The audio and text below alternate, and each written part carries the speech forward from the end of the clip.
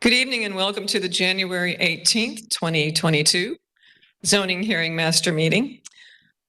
I'm Pamela Jo Hatley and I will be serving as a Zoning Hearing Master this evening.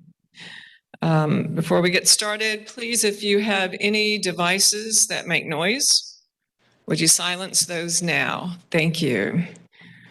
All right, we'd ask Brian Grady from the Hillsborough County Development Services Department to introduce the agenda and any changes and continuances.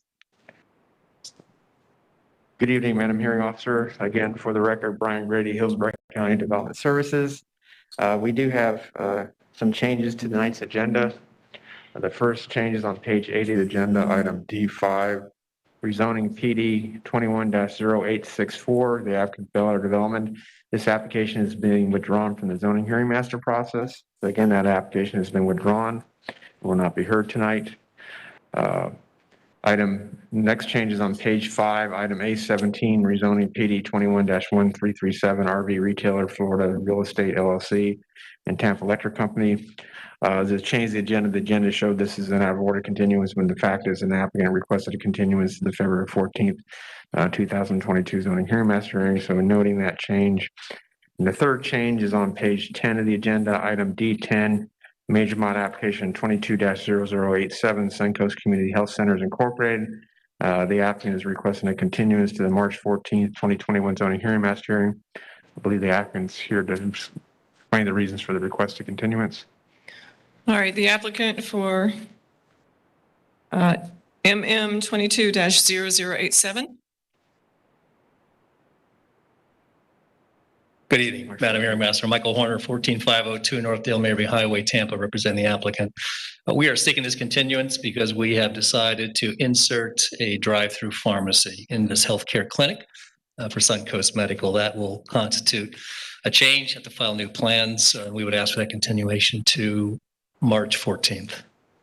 Thank you. All right, thank you. Is there anyone here or online who wishes to speak to this item? Anyone in here or online who wishes to speak to this item? Don't hear anyone. All right.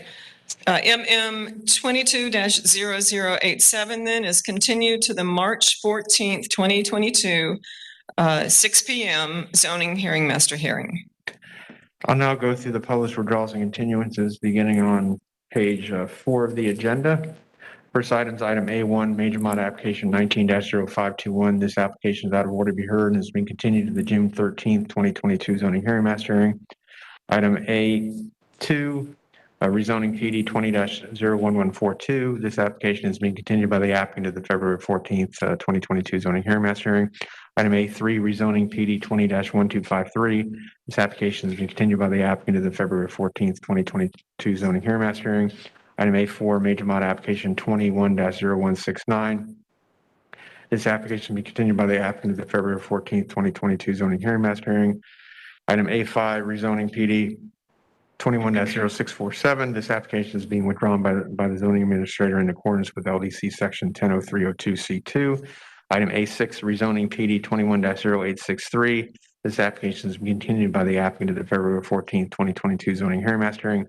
Item A7, rezoning PD 21-0959. This application is being continued by the applicant to the February 14th, 2022 zoning hearing master hearing. Item A8, major mod application 21-0963. This application is out of order to be heard and is being continued to the February 14th, 2022 zoning hearing master hearing. Item A9, major mod application 21-1106. This application is being continued by the applicant to the February 14th, 2022 zoning hearing master hearing. Item A10, major mod application 21-1108.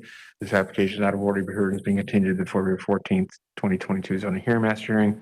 Item A11, rezoning PD 21-1231. This application is out of order to be heard and is being continued to the February 14th, 2022 zoning hearing master hearing. Item A12, major mod application 21-1270. This application is out of order to be heard and is being continued to the February 14th, 2022 zoning hearing master hearing. Item A13, rezoning PD 21-1321. This application is out of order to be heard and is being continued to the February 14th, 2022 zoning hearing master hearing. Item A14, rezoning PD 21-1329. This application is out of order to be heard and has been continued to the February 14th, 2022 zoning hearing master hearing. Item A15, major mod application 21-1334. This application has been continued by the applicant to the February 14th, 2022 zoning hearing master hearing. Item A16, rezoning PD 21-1335. This application out of order to be heard and is being continued to the February 14th, 2022 zoning hearing master hearing. Item A17, we did as part of the changes, and that's a continuance, RZ PD 21-1337. This is the applicant requests a continuance to the February 14th, 2022 zoning hearing master hearing. Item A18, rezoning PD 21-1338. This application out of order to be heard and has been continued to the February 14th, 2022 zoning hearing master hearing. Item A19, major mod application 21-1339. This application has been continued by the applicant to the February 14th, 2022 zoning hearing master hearing. Item A20, rezoning PD 21-1340. This application out of order to be heard and has been continued to the February 14th, 2022 zoning hearing master hearing. Item A21, major mod application 21-1342. This application out of order to be heard and has been continued to the February 14th, 2022 zoning hearing master hearing. Item A22, rezoning PD 22-0075. This application has been continued by the applicant to the February 14th, 2022 zoning hearing master hearing. Item A23, rezoning PD 22-083. This application out of order to be heard and has been continued to the February 14th, 2022 zoning hearing master hearing. Item A24, major mod application 22-089. This application out of order to be heard and has been continued to the February 14th, 2022 zoning hearing master hearing. Item A25, major mod application 22-0090. This application out of order to be heard and has been continued to the February 14th, 2022 zoning hearing master hearing. Item A26, major mod application 22-098. This application is being withdrawn from the zoning hearing master process. Item A27, major mod application 22-0102. This application out of order to be heard and has been continued to the February 14th, 2022 zoning hearing master hearing. Item A28, major mod application 22-0103. This application is being continued by the applicant to the February 14th, 2022 zoning hearing master hearing. Item A29, rezoning PD 22-0107. This application is out of order to be heard and has been continued to the February 14th, 2022 zoning hearing master hearing. And item A30, rezoning standard 22-0187. This application is being withdrawn from the zoning hearing master process. That concludes all withdrawals and continuance. Thank you, Mr. Grady. All right, so before we move on, I'm going to, Madam Hearing Master. yes. I apologize. Again, Michael Horner for the record. I thought this was communicated with staff. Our apologies, but I am the agent for A25, major mod 22-90. We had to continue a companion CPA on this track to April 11th, and this major mod cannot be heard before that major mod is acted on by both the Planning Commission and the BOCC. So at a minimum, we would ask this to be bumped to the April zoning hearing master. And again, I apologize. I just caught this. What's the April hearing date? All right, one moment, please. That'll be April 18th. Thank you. All right, so this is major modification 22-0090, and the applicant is requesting a continuance to the April 18th zoning hearing master hearing. Is that correct? Yes, ma'am. Thank All you. right, thank you. Is there anyone here or online who wishes to speak to this item? This is MM 22-0090. Anyone here or online? For or against? Don't hear anyone. All right. Major modification 22-0090 is continued to the April 18th, 2022 zoning hearing master hearing. That's at 6 p.m. All right. I'm going to go over some meeting procedures then before we continue on tonight. First of all, the agenda consists of items that require a public hearing by a hearing master before going to the Board of County Commissioners for a final decision. I will conduct a hearing on each item today and will submit written recommendations. My written recommendations will be filed with the clerk of the board within 15 working days after the conclusion of tonight's public hearing. The Board of County Commissioners will consider the record of today's public hearing and my recommendation and will make a final decision on the application at a publicly noticed meeting on a date and time set by the Board of County Commissioners. The hearings today will be informal. I will ask questions related to the scope of direct testimony and may call and question witnesses as I deem appropriate. I will decide all questions of procedure. I will take evidence, but will exclude evidence that is irrelevant, immaterial, or unduly repetitious. Evidence may be presented in written form, and all testimony shall be under oath. Hearsay evidence may be used to supplement or explain other evidence, but shall not be sufficient alone to support a finding of fact unless it would be admissible over objections in a civil court action. The order of presentation for the hearings tonight will be first, the county staff, Mr. Grady will introduce each item. And then the applicant and the applicant's witnesses will have 15 minutes to present the proposal. And then the County Development Services will have 5 minutes to present its findings and recommendations. Planning Commission will have 5 minutes to present its findings of compliance or non-compliance with a comprehensive plan. Proponents will have 15 minutes to present arguments in support of the proposal. Opponents will have 15 minutes to present arguments against the proposal. County staff will have 5 minutes to present any amended recommendations, and the applicant will have 5 minutes for rebuttal and summation. The 15 minutes allotted to proponents and opponents is the total time among them. So if there are a number of persons who wish to speak, that 15 minutes will be distributed among those persons. If there's a number of persons who wish to speak, you may designate a single spokesperson to represent your views if you wish. When you come to the microphone to speak, please state your name and address for the record. This meeting is being recorded, so please speak into the microphone so your testimony can be recorded. When you are finished speaking, please see the clerk to my right here to sign in for the record.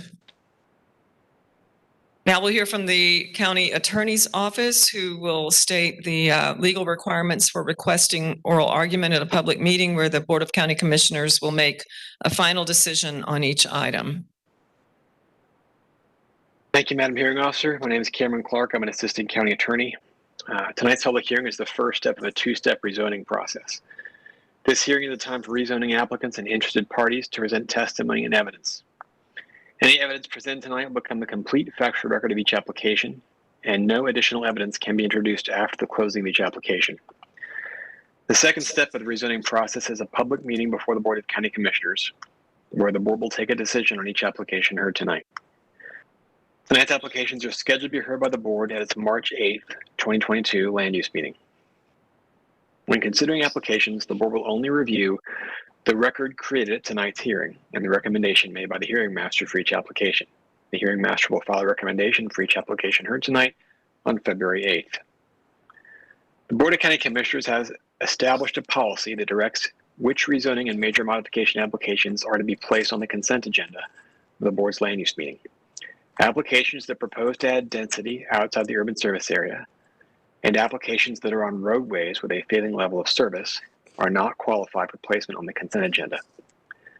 Applications which do not have consistent recommendations of approval or denial are also not qualified to place on the consent agenda. Finally, applications that have had evidence or testimony provided to the record by non-applicant parties of record, either prior to or at tonight's public hearing, are not qualified for placement on the consent agenda. The board shall allow public testimony by parties of record at its public meeting to consider the hearing master's recommendation for any item on the regular agenda. Any public testimony shall be limited to the record of the proceedings before the hearing master unless additional evidence has been found admissible in accordance with section 10.03.04D of the Land Development Code. A party of record is an individual who fits into at least one of the following 4 categories. First, someone who is present tonight and presents testimony or documentary evidence. Second, someone certified by the U.S. Postal Service as having been mailed tonight, notice of tonight's hearing.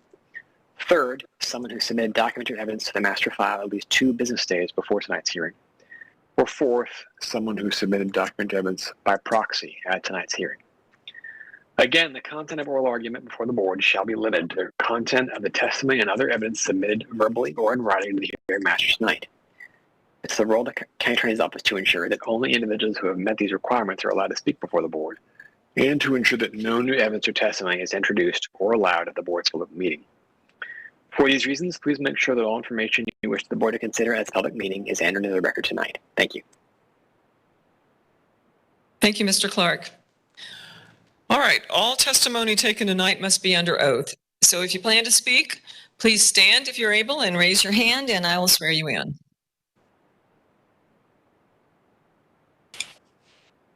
Those of you online, please also raise your hand to be sworn in. All right. Do you swear the testimony you're about to give is the truth, the whole truth, and nothing but the truth? I do. I do. Thank you. Mr. Brady, we're ready to hear the first case.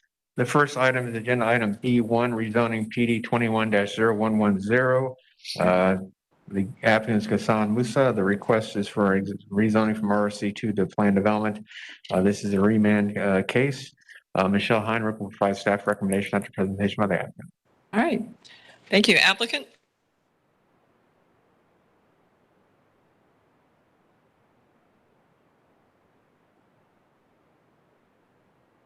Good evening, hearing officer Todd Pressman, 200 2nd Avenue South, number 451 in St. Petersburg, Florida. This is 21-0110. If we could pull up the PowerPoint, please. Thank you.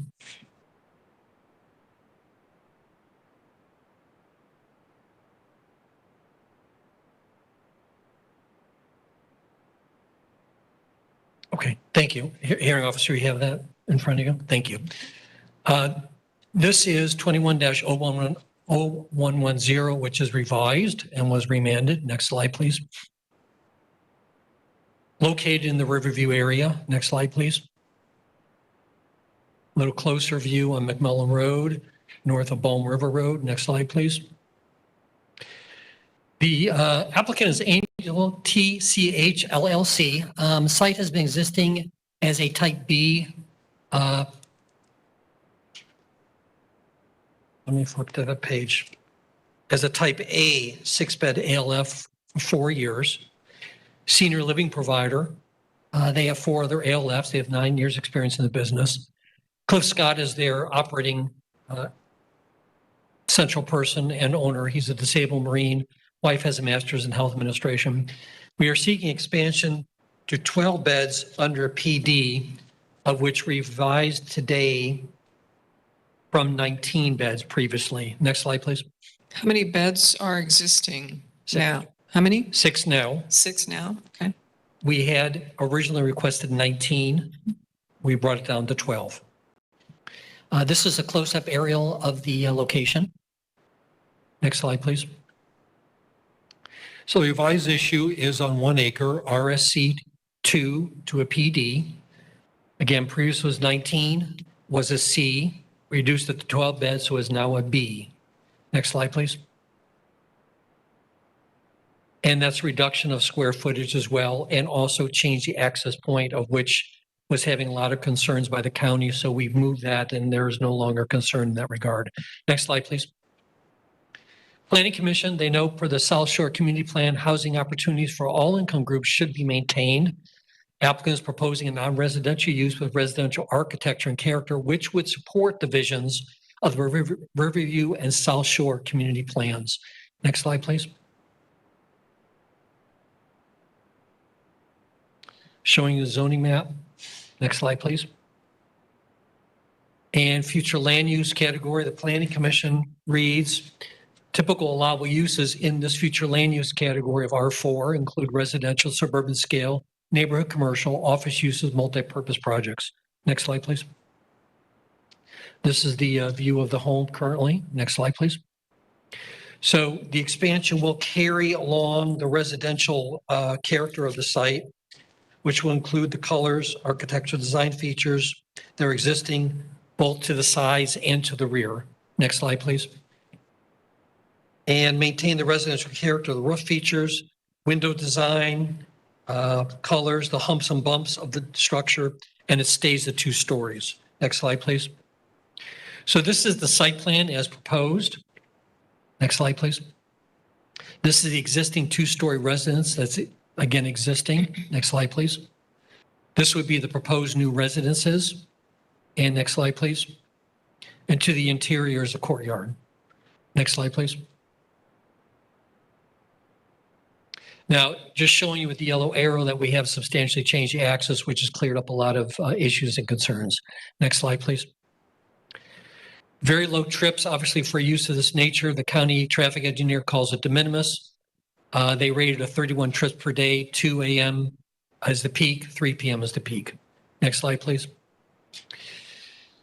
In regard to some concept plans or comp plans that do support a policy 1.4.3, sites for group homes, foster care facilities will be approved in areas with residential character to meet the needs of the population requiring such housing. That's an important direction.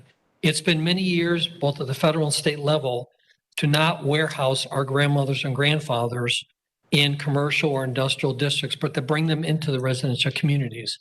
And that's why I would suggest that's why this comp policy is here, or that it parallels that direction. Next slide, please. Also in the comp plan, noting Hillsborough County has established comp plan policies and a zoning process which do allow group homes in certain residential areas and areas of residential character. That is the direction, that is the push sought for these type of uses. Next slide, please. Goal number 2 is promote and assist the provision of ample housing supply with a broad range of types of price levels to meet current and projected housing needs, so that all Hillsborough County residents have the opportunity to purchase or rent housing and standard housing. Next slide, please. The use, bear with me.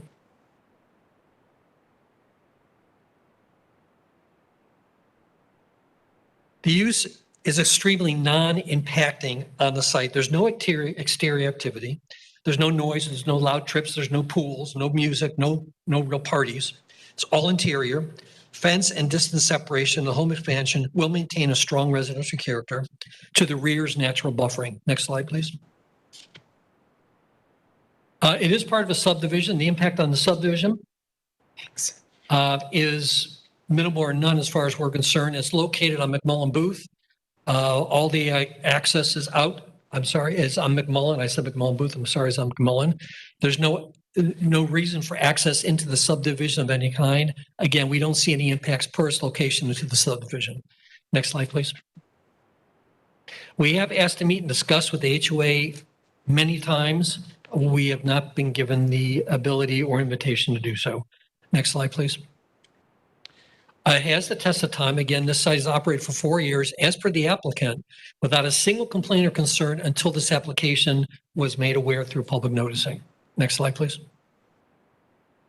And again, the push from the state and federal is to not warehouse our grandmothers and grandfathers in sterile commercial areas. And in fact, that's exactly what's happening here. Angels has cared for 2 families from the specific subdivision and 6 other families in very close proximity. So this is a local small care center that does attract and bring in the very local residents, which allows families to visit them more often, keep tabs on them more often, and it's a more homey residential environment. Next slide, please. So we will meet, of course, the setbacks of the RS2 district. Next slide, please. And the proposed expansion is only to the rear, have the same height, same equivalence in that regard. Next slide, please.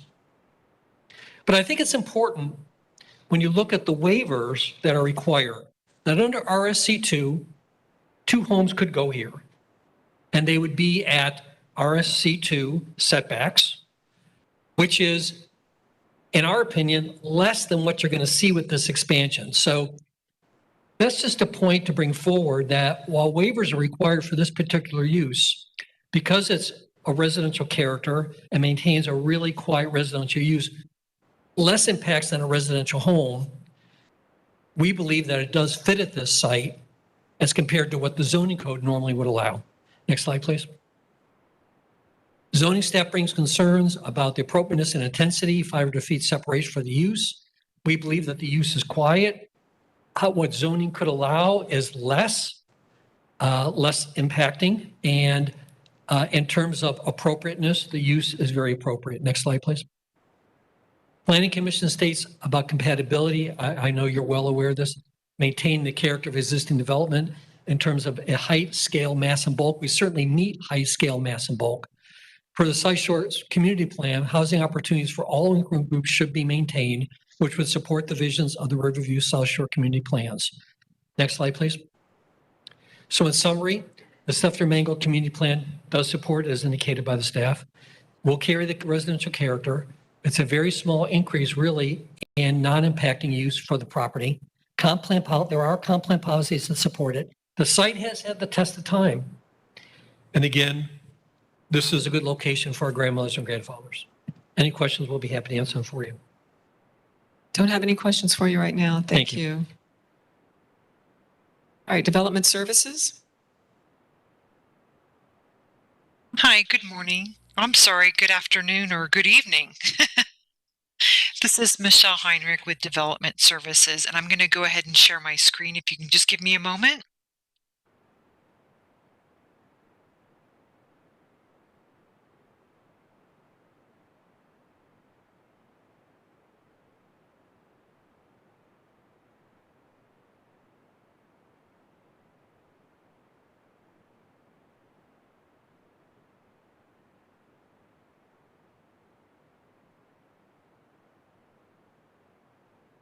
Okay, are you able to see that? Yes. Okay, sorry for that delay. Again, this is a remand for rezoning application 21-0110. This is a remand. This was previously heard this past summer, and at the applicant's request, he did request a remand to slightly alter the request to have a re-review by staff. And some of the changes that have been presented to staff for evaluation. The original request was a PD rezoning from RSC2 to a Type C community residential home. That's for 19 beds. With the overall, with the expansion in the existing home of approximately 9,400 square feet. And it did have 3 waiver requests from residential zoning found to the north, south, and east. Also, there was an access point that was proposed at a more northern location and was the existing access point for the home. Under this remand, the applicant has made some changes. Again, it still requires a rezoning. Currently, the zoning is RSC2, and they are now seeking a PD for a 12-bed community residential home. So this does change the type to a Type B. There is a slight decrease in the overall square footage for the entire structure, which would be slightly over 9,000 square feet. It still has waiver requests to the 500 distance separation requirement from the residential zoning found to the north, south, and east. However, they have relocated the access point to a location that is compliant with the access management standards. It is in the Res 4 future land use category. This is a suburban land use category. It allows for one to consider low density residential, commercial, and office. If residential, the maximum density that's permitted is 4 units per acre. And then the request for any commercial or office uses do need to take a look at locational criteria and compatibility policies of the comprehensive plan. Our review of the area found that it is a low density residential area. As you see on the map, you have agricultural zonings to the west side of the roadway, and then RSC2 on the east side. For the areas that are closest to the property, we have AR zoning, which is a large lot zoning district requiring a minimum of 5 acres and pretty significant setbacks. On the east side of the roadway, where the community residential home is proposed, is RSC2 zoning that requires a minimum lot size of a ½ acre and then setbacks of 25 to the front, rear, and then 10 on each side. So in this particular case, the applicant has RSC2 to the north, and the community residential home is proposed to be about 27.5 feet from the property line. There's RSC2 to the south, and the community residential home is proposed to be 38 feet from that property line. To the east is RSC2, and that distance to the property line is a little over 148 feet. And to the west is AR zoning, so there's no requirement to meet the 500 distance requirement, and the home will meet the 50-foot setback for that zoning district. I have here shown up a blown up version of the site plan, and you'll see it is for a 12-bed community residential home. This is an existing 2-story home, and then they do propose a 2-story addition of a little over 9,000 square feet. The LDC requires a minimum buffer of 5 feet and a type A screening where it is adjacent to single family residential. The applicants are proposing to meet that requirement. The parking area is located to the northwest area of the site. The access point has been moved southward, as Mr. Pressman showed you, and the waivers request to the north at it's a little over 472 feet, a waiver request of 462 to the south, and a little over 351 to the east.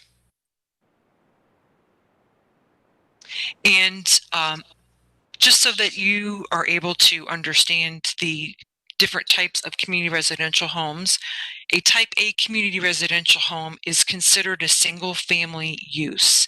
It does not require any site development. It can operate in any neighborhood, and there is no zoning requirement except that they do have a distance requirement from other type A community residential homes to avoid a concentration of those in any particular residential area. When they go up in the number of beds, such as this case, they are considered a type B or C, and those are viewed more in almost a quasi-multifamily institutional type use. Those are not permitted by right in any zoning district due to the need for a compatibility evaluation. And type B and Cs are permitted only by right or special use in any of the other zoning districts if they meet the distance requirements that we have been mentioning. They're not permitted by right in any of our zoning districts. And as you heard in the presentation, this site is in close proximity to single-family residential, requiring significant waiver requests on 3 sides. And also, as I stated, these now change in the types of use that they are from a single-family use to more of one that requires site development, such as the installation of a parking area, a paved parking area, the requirement of buffering and screening around there because it is considered a different type of use, and also an increase in the number of staff and visitors that would be on the site. And again, for our community residential homes, that is 24-hour care that is to be provided. So based on the fact that these are significant waiver requests and the number of them, without really anything in between that and the residential to provide any, mitigation, we do not recommend approval of the application. And also the Planning Commission has found it to be inconsistent with the comprehensive plan. And that concludes my presentation, and I'm available for any questions. Thank you. Don't have any questions, Ms. Heinrich. All right, Planning Commission, please. Hi, good evening, Madam Hearing Master. This is Jillian Massey with Planning Commission staff. As previously mentioned, the applicant requested the application be remanded to October 18th, 2021 zoning hearing master meeting, and at their regularly scheduled land use public hearing on July 20th, 2021, the BOCC granted the applicant's request. The application was continued to January 18th, 2022 ZHM meeting. The remand did not identify any comprehensive plan concerns or issues and has not resulted in a change to the Planning Commission staff recommendation. The subject properties in a residential future land use classification, the development pattern along McMullen Road consists predominantly of single-family residential dwellings, a mobile home park, a plant nursery on the eastern side of McMullen Road. Per policy 20.5, the development of congregate living facilities will be allowed within each of the land use plan categories that permit residential development. The proposed community residential home is allowed in the Res 4 future land use category. Per policy 9.2 in the FLU, developments must meet or exceed the requirements of all land development regulations as established and adopted by Hillsborough County. The application does not meet Land Development Code 6.11.28.a requirement of distance of 500 feet from any area of non-agricultural single-family zoning for the intensity of this community residential home. In addition, Policy 1.4 states that compatibility does not mean the same as, but maintaining the character of the existing development, including intensity elements of height, scale, mass, and bulk. Meeting the Land Development Code 6.11.28.a, a requirement, ensures compatibility between the proposed community residential home and the surrounding single-family residential dwellings. The application is not consistent with Policy 9.2, as the applicant does not meet this section of the Land Development Code. Per Policy 17.1, residential support uses must be compatible with the surrounding land uses and zoning per the design intensity and scale. A community residential home qualifies as a residential support use. In order to meet the desired intensity per the Land Development Code, all community residential homes must be at least a distance of 500 feet from any area of RSC single-family zoning. The proposed 12-bed community residential home does not meet this requirement. The site is located within the limits of the Riverview and South Shore community plans. The site is located in the residential district of Riverview, which has been developed as primarily residential and encourages attractive residential development that complements the surrounding character and promotes housing diversity. Per the South Shore Community Plan, housing opportunities for all income groups should be maintained. The applicant is proposing a residential support use with residential architecture and character, which would support the visions of these two community plans. However, overall, the proposed plan development is inconsistent with the goals, objectives, and policies of the Future of Hillsborough Comprehensive Plan for Unincorporated Hillsborough County, as it does not meet all Land Development Code regulations under Policy 9.2. And this concludes my presentation. If you have any questions, I'd be glad to answer. All right, thank you, Ms. Massey. Thank you.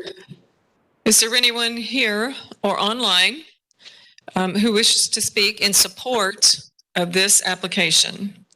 Anyone who wishes to speak in support? All right, don't hear anyone. Is there anyone here or online who wishes to speak in opposition to this application? Please come forward. Thank you. Thank you. My name is Scott Fitzpatrick. I'm with the Owens Law Group, and my address is 811B Cypress Village Boulevard, Ruskin, Florida, 33573. And I have the honor to be here tonight on behalf of the Shadowrun Homeowners Association, which is the homeowners association of which this particular property at issue tonight is a part of. My client has over 250 members who oppose the applicant's request, and therefore my client opposes the applicant's request. We had submitted a letter way back in March 13th of 2021 outlining my client's objections, and I think that's part of the record. I have a copy here tonight if the hearing officer would like a copy, but I'd be glad to share, but I'm not going to restate all of those arguments that we could state it in 5 or 6 pages. I'm just going to reference that in the record. What the applicant is asking for is to more than double the current beds at this property. We simply echo the concerns of the Development Services and the Planning Commission, and we respectfully ask the hearing officer to deny applicant's request. Thank you so much. Mr. Fitzpatrick. Yes, ma'am. What is the community's experience with the existing use? I would say that the community's from the feedback that I've received, the community's experience with the existing use has been negative, but I think that the concerns that I've heard would be amplified by an increase. Ambulances in the middle of the night, vehicles coming and going. This is a residential neighborhood. Is in personal service developments on lots containing a minimum of 10,000 square feet. Site's address is currently listed as 5624 Anna Drive in Tampa, Florida.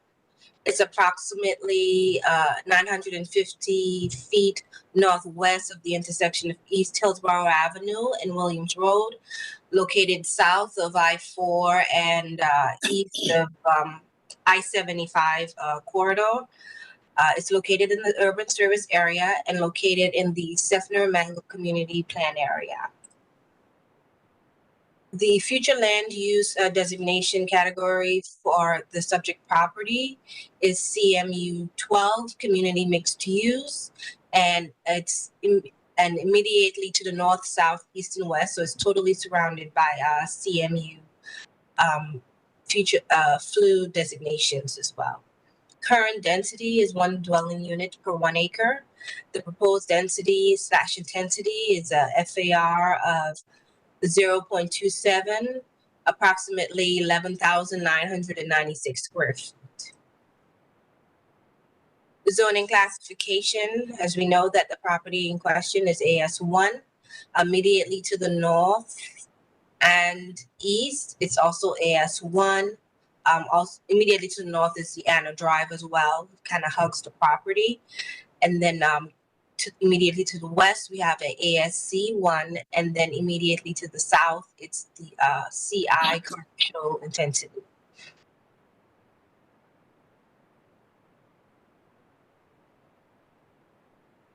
The site is in an area comprising of light industrial, mixed use, and commercial uses, and rural agricultural. The subject site is surrounded by property with CMU 12 category, which has the potential to permit light industrial, commercial, office, and multi-purpose uses. The site is adjacent to commercial and industrial type use properties. The adjacent properties are zoned AS1, agricultural single family to the west, CI, commercial and industrial to the south, Anna Drive, and AS1 to the north and east. The size and depth of the subject parcel in relation to other adjacent commercial uses would create a zoning development pattern that is consistent with the existing zoning and development pattern of the commercial uses and zoning districts in the area. Based on the CMU 12 future land use classification, the surrounding zoning and development pattern, the proposed uses, development standards for the CG zoning district, staff finds the request approvable. I am available for any questions. Thank you very much, Ms. Brown. All right, is there anyone here or online who wishes to? Madam Harris, we need to hear from Planning Commission. I'm sorry. We can't skip the Planning Commission. We'll hear from you now. Thank you. Hi again, this is Jillian Massey from Planning Commission staff. The subject site is located in the urban service area and is located within the limits of the Seffner Mango Community Plan. The subject site's future land use designation is Community Mixed Use 12 or CMU 12. And the applicant's requesting to rezone from AS1 to CG to permit interior warehousing. The subject site, as mentioned, is in the urban service area, and according to Objective 1 of the future land use element, 80% of the county's growth is to be directed there. Policy 1.4 requires that all new developments be compatible with the surrounding area, noting that compatibility does not mean the same as. The proposed uses are compatible with the existing development in the area. High-intensity uses in commercial intensive zoning districts exist directly adjacent to the southern portion of the intersection of East Hillsborough Avenue / US 92 and Anna Drive. The proposed rezoning meets the intent of the neighborhood protection policies of Objective 16 and policies 16.1, 16.2, 16.3, 16.5, and 17.7. The development pattern of the surrounding area has a concentration of the most intense uses towards the East Hillsborough, US 92 and Anna Drive and transitions to lower intensity uses further north along Anna Drive.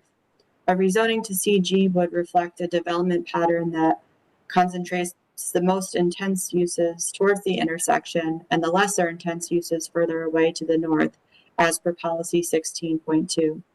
Moreover, the proposed CG acts as a natural buffer between the higher intensity land uses to the south and the single-family residential to the north across Anna Drive, and provides an integration of different land uses as per policy 16.3. The proposed rezoning meets the intent of Objective 34 and Policy 34.1 that encourage urban level intensities in the I-75 corridor district. The subject site is within a half mile of Interstate 75 and reflects an urban level intensity without compromising the adjacent single-family residential to the north and west of the site.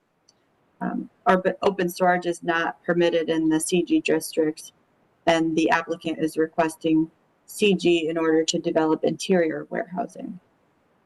The subject site meets the intent of the Sefner Mango Community Plan, Goal 3 of the plan directs new commercial development in the community to MLK Boulevard and US 92 East Hillsborough Avenue corridors. More specifically, the community plan supports the location of office and light industrial uses along US 92 between Interstate 75 and Mango Road, which is where the proposed rezoning is located. Therefore, overall, the proposed rezoning would allow for development that's consistent with the goals, objectives, and policies of the future of Hillsborough Comprehensive Plan for unincorporated Hillsborough County. And the Planning Commission staff is finding this rezoning consistent. Then that concludes my presentation. Thank you. All right, thank you. Now we'll go to any proponents. Anyone here or online who wishes to speak in support of this application? All right, don't hear anyone. Is there anyone here or online who wishes to speak in opposition to this application? Don't hear anyone. All right, Development Services, do you have anything to add? I would note, I noticed the header on the report has an incorrect application number, so we'll correct that. Thank you. Other than that, no change, no other comments. All right. Applicant, would you like to add anything? Okay. All right. Thank you. All right. This will close the hearing then on rezoning 22-0115. The next item is agenda item C3, rezoning standard 22-0201. The applicant is Donovan Investment LLC. The request is rezoned from AS1 to RSC6. Chris Grandin will provide staff recommendation after presentation by the applicant. All right. Applicant?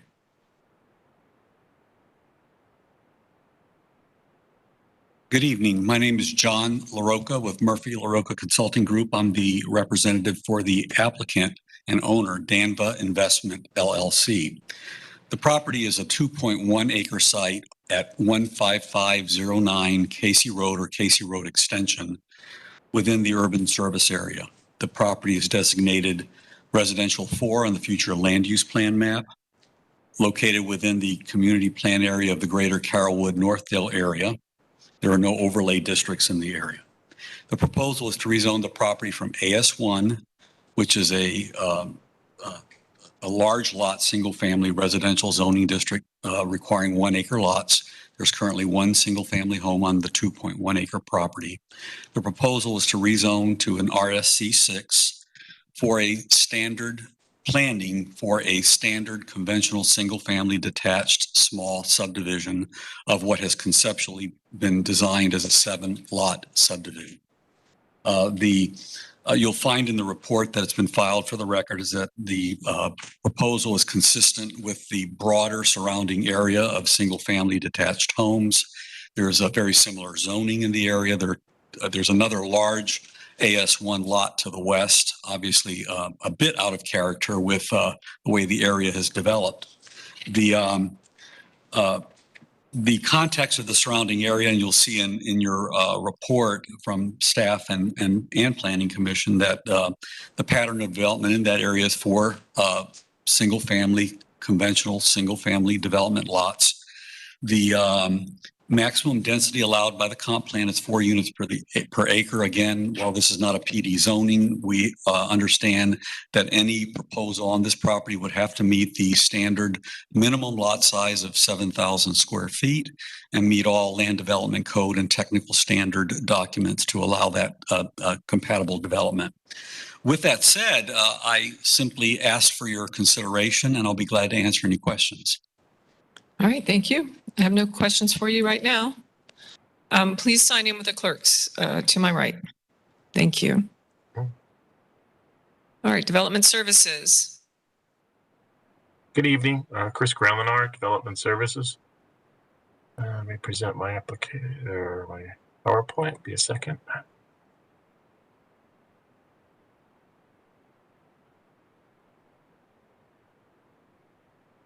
Okay, I will be presenting standard rezoning 22-0201. They're requesting they're requesting a rezone from agricultural single family to residential single family conventional. The location is at 15509 PC Road in Tampa. It's located in the urban service area and the Greater Carrollwood Northdale Community Plan. The future land use is residential 4. It surrounds the parcel. Maximum density is 4.0 dwelling units per gross acre. The current zoning is AS1. The zoning district immediately to the north is PD 760166, which is also residential. The zoning district to the south is RSC 6. The zoning district to the east is also PD 760166. And to the west is the AS1 lot that's the applicant mentioned. The surrounding area consists of single-family residential. The subject parcel is directly adjacent to single-family residential to the north, east, and west. The purpose of the rezoning, as indicated by the applicant, is allow for development of a 7-lot single-family residential subdivision. The mathematical maximum of units that could be developed is 12 units. The approximate 2.1 acre lot is in an area entirely comprised of single-family residential. The subject parcel is directly adjacent to single-family residential to the north and east, zone PD 760166, and to the west, AS1. To the south, across Casey Road, are additional single-family residential lots zoned RC6 and RC6 with a mobile home overlay. The subject property is designated Res 4, Residential 4, on the future land use map. Also, the Planning Commission found the use consistent with the comprehensive plan. The majority of surrounding uses and zoning districts are similar to the request, single-family lots zoned RSC 6 and PD. Therefore, the rezoning of the subject parcel from AS1 to RSC 6 would be consistent with the existing zoning pattern of the area. Therefore, based on the residential 4 future land use classification, the surrounding zoning and development pattern, and the proposed uses for the RSC 6 zoning district, staff finds the request approvable. I'd be glad to answer any questions you may have. All right, thank you very much. Thank you. We'll hear from Planning Commission. Hi, this is Jillian Massey with Planning Commission staff. The proposal meets the intent of Objective 1 in the future land use element of the comprehensive plan, where 80% of the future growth is to occur in the urban service area. The site's located in the urban service area, and the proposed rezoning is compatible with the surrounding area, which is developed with single-family residential on all sides. Therefore, the request is consistent with policies 1.4 and 16.10 of the future land use element. The proposed rezoning also meets the minimum density per policy 1.3. Objective 16 and its accompanying policies require the protection of established neighborhoods and that proposed development be compatible with the development pattern in the surrounding area. The surrounding area is developed with single-family residential dwellings and is an example of residential infill on an underutilized parcel of land. There are a few existing low-density residential zoning districts in the surrounding area, and the development pattern is transitioning to more medium-density zoning districts such as RSC4 and RSC6, and a number of subdivisions that are planned developments containing residential dwellings on lot sizes that range from 0.19 to acres to 0.73 acres. The proposed rezoning would place 7 lots on this site, and it would produce an average lot size of 0.29 acres, which is compatible with the surrounding area. The proposed rezoning is also consistent with Goal 2 of the Greater Carrollwood-Northdale Community Plan that desires to retain the suburban character of its residential areas. The site's located in the middle of a predominantly single-family residential neighborhood that's suburban in nature, and the proposed rezoning to RSC6 meets the vision of integrating new residential development with the existing suburban character of the residential areas in Greater Carrollwood-Northdale. Overall, the proposed rezoning would allow for development that's consistent with the goals, objectives, policies of the future of Hillsborough Comprehensive Plan for unincorporated Hillsborough County, and Planning Commission staff finds that the proposed rezoning is consistent. And that concludes my presentation. Thank you. All right, thank you. All right, is there anyone here or online who wishes to speak in support of this application? Do not hear anyone. Is there anyone here or online who wishes to speak in opposition to this application? Online opposition. Yes, we have Andrea. Hi, good afternoon. My name is Andrea Diaz. I'm a resident at 15403 Auto Road, Tampa 33624. I've been a resident here for going on almost 10 years now. My husband and I purchased the property in investment to have our family rooted here for expansion for our children, for space, safety, and minimum traffic. We do like the fact that we are in a growing area, that we have luxuries as shopping and whatnot, but we also liked this nice niche of having space. In the past 3 years, we have had a total of 19 new residences built within our block. There was a developer that took the 4 acres at the end of our street and put 13 zero lot line homes there, literally shutting down the traffic off of KC Road north and southbound to implement a pump septic station. It closed traffic for nearly a year, making Auto Road, our private road, the detour destination for all major traffic on that street. More homes on this street than not have very young children, years 10 and younger. And we already have speed bumps that unfortunately don't serve its purpose. And we have a fear that with adding the 6 to 7 more units at the end of the road, and this same developer has another lot on the south entry point of our road looking to do something quite the same, that there is going to be a huge influx of traffic, of inconvenience, of construction. We can hardly get kind of down our road now where minor improvements of people's homes are being renovated, much less a full 6-unit construction.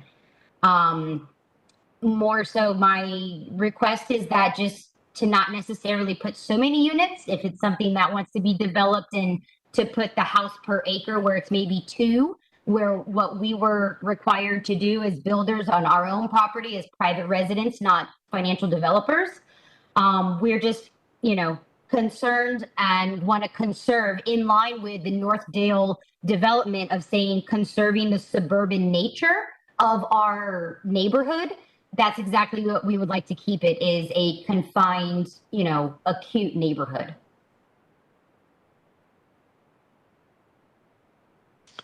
All right, anything further? No, just we hope to kind of keeping it safe for those who live here, minimizing exposure, minimizing traffic, and for our safety of our children as well. Okay, thank you very much. Is there anyone else here or online who wishes to speak in opposition to this application? Good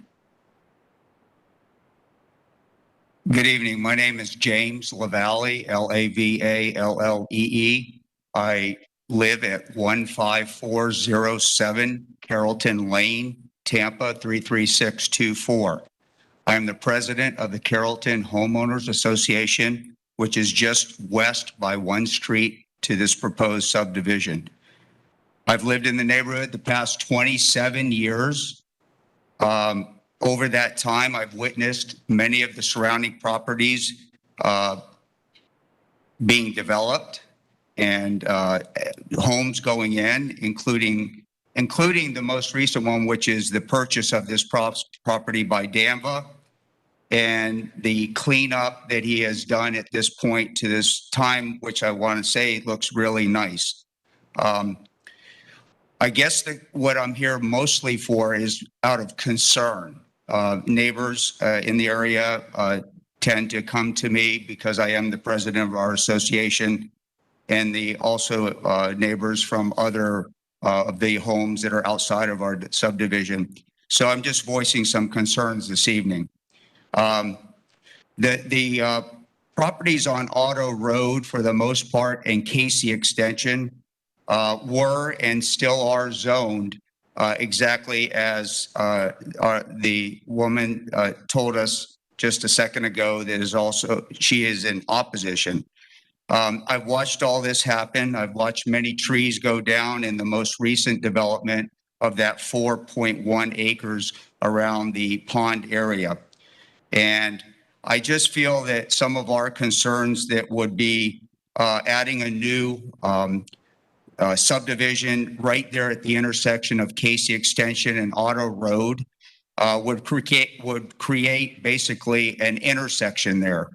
One that already, as mentioned previously, that this is a cut-through road during many of the construction projects and different things that go on the actual Casey Road into Dawn View. So with that being said, needless to say, the reference to the AS1 property that is being developed, and it was stated earlier by the attorney representing the company that property is out of its element. Well, that's not really true at this point as it's been developed. If you go down Auto Road, you'll notice that there are other homes that have been put in, and they're very nice homes as well. And they've maintained their designation as a one property on close to an acre of land. Other things, and I'll try to wrap this up here, is concerned that if this were to go through with 7 homes, that the views and vista of the properties to the west with 4 homes that would the backside or the backyards of these properties would face into that AS1, including coming all the way up to the Casey Extension Road. If the homes were to be allowed to be 2-story, that also presents another issue. Drainage is also an issue in our area, as Brushy Creek is just to the west of us, and the water runs that way. And we've had many times where we flooded out there, so that would be a concern of ours. Tree removal as well. Many trees were removed on that 4.1 acre, and in many of our opinions, not enough of them were replanted. So with that being said, the concern over any removal of any additional oak trees. That's about all I have right now. And I know some other people would like to speak. Thank you. Thank you. Anyone else who would wishes to speak, please come forward. Hi. My name is Andrea Rivera. I live on 15507 Casey Road, which is the property right next to the proposed development. Like the gentleman just mentioned, traffic is a main issue already in the neighborhood. Adding 7 more homes right next to us, maybe 2 storage homes will really invade our privacy. The noise level will dramatically increase. Not to mention children cannot play on the roads anymore like they have been. I've been living in this neighborhood for almost 20 years. I have never seen a development like this. It doesn't fit in the neighborhood. We are all single family homes in there on big land. Still having big land, these developments do not fit in the neighborhood and that don't look good, especially not on the lot next to us. Since it's a smaller lot, it's 2 acres. I don't know how 7 houses will look on that lot. So with this, I will just conclude what I had to say. Thank you very much. Thank you. Please sign in with the clerk right here. Thank you. Is there anyone else who wishes to speak in opposition to this application?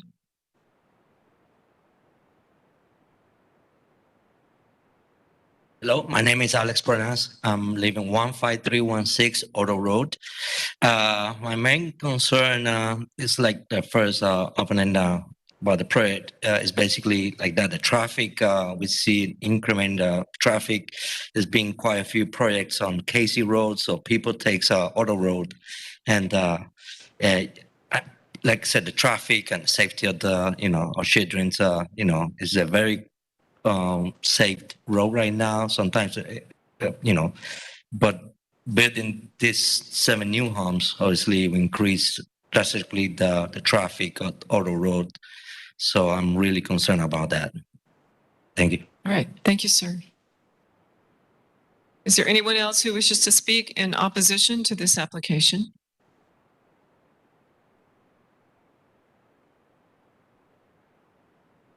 My name's Brandy Meyer. I'm at 15608 Bear Creek Drive.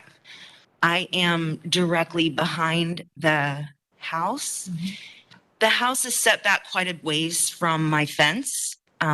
There is actually another dwelling on the same property that is about 2 feet from my fence. So I know it's listed as a single family home, but there is another building there. And I'm concerned about the number of homes that would be built in order to fit in that space. Would need to be 2-story. I don't want a 2-story house behind me, frankly. And I am very concerned about rainwater, the runoff. The drainage in my backyard now is extremely poor. I have an easement that is a utility easement right next to my fence, but it is technically on my property. It already slopes towards my house. You put 7 more houses, there's nowhere for the water to go. Fewer homes. I love that it's going to be houses and not apartments or townhouses or a business, but 7 is a lot it's too much for that space. Thank you. Okay. Thank you. All right, is there anyone else who wishes to speak in opposition to this application? Sir. Yes, my name is Osvaldo Enrique. I live in 15408 Auto Road. I'm also concerned about the traffic, and I only been there for a year and a half, and I see 4 houses got built in a year and a half. So, like she said earlier, brand new houses all around the neighborhood. They've been getting construction all the time. And I'm concerned about how busy it's going to be from now on with all these houses development, keep development. Also, it's another construction coming in the other end by Ehrlich and Auto Road. So that means there's going to be a lot of more traffic coming up in the future in the neighborhood. Pretty much everything is being said tonight here, and I support everything that said, everybody's opinion. I'm sorry my English is not perfect, but I'm also part of the situation we're going to have with the traffic and everything else. Thank you very much. Thank you, sir. All right, is there anyone else who wishes to speak in opposition to this application?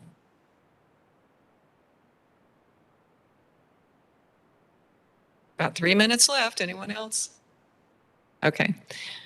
All right, thank you. We'll move on then to development services. Anything further? Just, I was, have a correction of the report, and we'll file an amended report. The the actual mathematical maximum for this is 8 units. The report says 12, because again, the Res 4 controls, so even though it's RSC 6 at 4 units per acre to 2.1 acre parcel, the maximum units they could do is 8, so we'll make that correction in the Thank you, report. Mr. Grady. I have nothing further to add. Okay. Applicant, rebuttal and summation. And maybe you can address some of the concerns that were raised, please. Well, I think the best way I can, and thank you, the best way I can respond is that, first of all, the record is clear in terms of what the status of the surrounding character of the area is, the existing comprehensive plan, the fact that any future development of this parcel, should the zoning be granted, will comply with all land development code standards and technical guidelines. The maximum density, and I think Brian Grady clarified that for the record, but I want to state that while the zoning itself, if you did a pure calculation, there was a reference earlier about 12 units.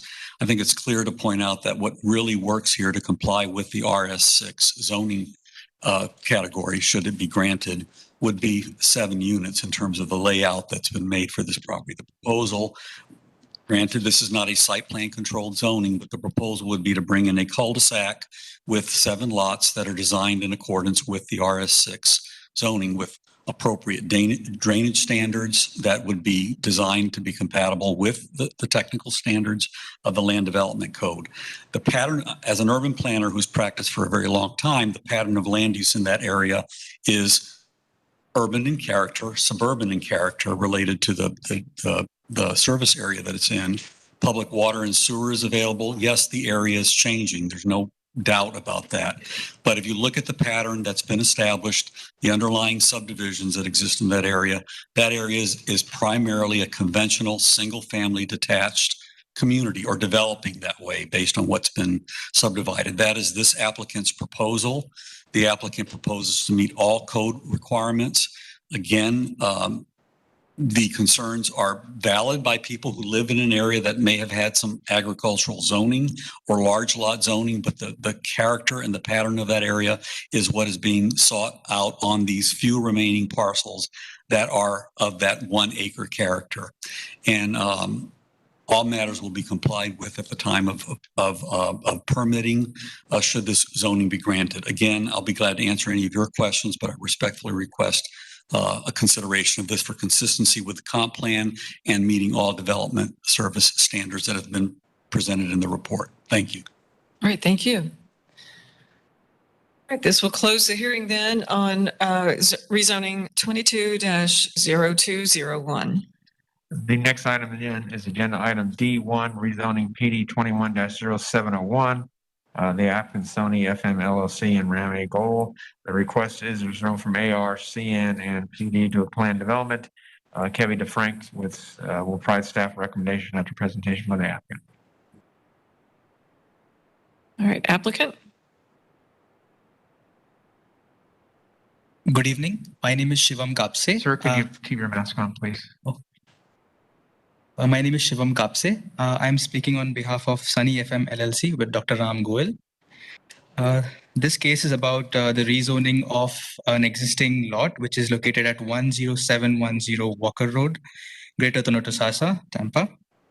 And it is currently zoned into an AR and CN. The upper part, which is close to US 301, is under the CN zoning, and the one below that is in the AR zoning. So the request is to rezone this existing agricultural, rural, and commercial neighborhood to a new PD zoning district, which would be allowed to develop the property with a maximum of 20,538 square feet of limited retail and office uses. Along with this proposal, we also would like to make the following statements. We confirm the proposed usage for the commercial shops, which are limited to the following: locksmith, sporting goods store, pet shop, rental and leasing, light equipment, appliance store, hardware store, opticians, apparel, radio and TV sales, automotive supply, vehicle parts sales and used, as well as art supply stores. The proposed office spaces also will be used limited for general offices and does not include any medical office use. So as you can see, most of these use cases actually attract very low amount of traffic, and we have provided the kind of traffic study that was requested to us by the transportation executive, Mr. James Ratliff. And based on that, we were also recommended that the current state of Walker Road be upgraded to the TS3 non-residential kind of road. And we have agreed to do that upon granting of this rezoning application. Also, I would like to state that addition of the site development has been done in such a way so as to create less of an impact to the residents in the nearby lots. Namely, we have adjusted the retail shops, which can be an issue for residents about noise or any other kind of things, to the topmost site closer to US 301, away from any residential spaces. And we have kept the less intrusive office spaces towards the southern side of the property to address that issue as well. Although we have not met any kind of opposition from any of the neighboring lots and the residents nearby. We would also like to state that addition of such retail space would add to economic benefits and value towards the residents living nearby, since it does not have very quick access to the kind of shops that are proposed by my client. We would also like to state that this project has been given approval by the SWIFMUD, as well as we had originally had a meeting with the FDOT to ensure that there is no issue with the access from the US 301 towards our property, as suggested by Mr. James Ratliff. And we have completed the preliminary meeting with FDOT with their approval for this rezoning. And yeah, I'm open to any questions if there are. Don't have anything for you right now. Thank you. Thank you. Please sign in with the clerk's office, sir. All right, we'll hear from Development Services. Good evening, everyone. My name is Kevin DeFrank with Development Services, and I am sharing my screen.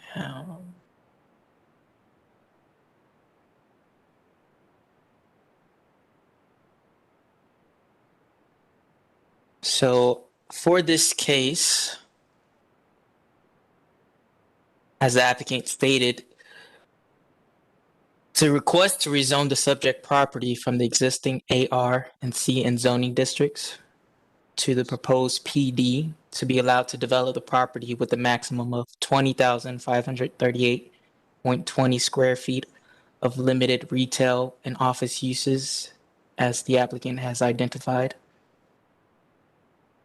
And the subject property is located at 10710 Walker Road in Donatassa, Florida, which is at the southwest corner of the North US Highway 301 and Walker Road intersection. And the subject property has a FLU designation of Res 4, and the maximum FAR floor area ratio within the Res 4 FLU category is 0.25, and the nearby FLU categories are Res 12 and SMU 6. And the subject property is adjacent to a property zoned AR to the south and west, but within the general area, there are other properties zoned BPO to the north, PD to the north and northwest, CN to the east, RSC4 to the east, RMC12 and RDC12 to the southeast. And the subject property is located in an area comprised of office, outdoor recreational, and residential uses. And as stated previously, the development of the project shall be limited to a maximum of 20,538 0.20 square feet of limited retail and office uses. As you can see, the retail uses are proposed to be located closer to the roadway intersection, and office uses are located in the building footprint along the southern boundary of the project site area. However, as stated in the report, a revised site plan must be provided prior to the PD site plan certification, which includes the required revision to the site data table. And based on the Res 4 flu designation, the surrounding zoning and development pattern, and the proposed uses and development standards for the PD zoning district, staff finds the request approvable, subject to the conditions listed. And that concludes my presentation, and I'm available for questions. Thank you. Thank you, Mr. DeFrank.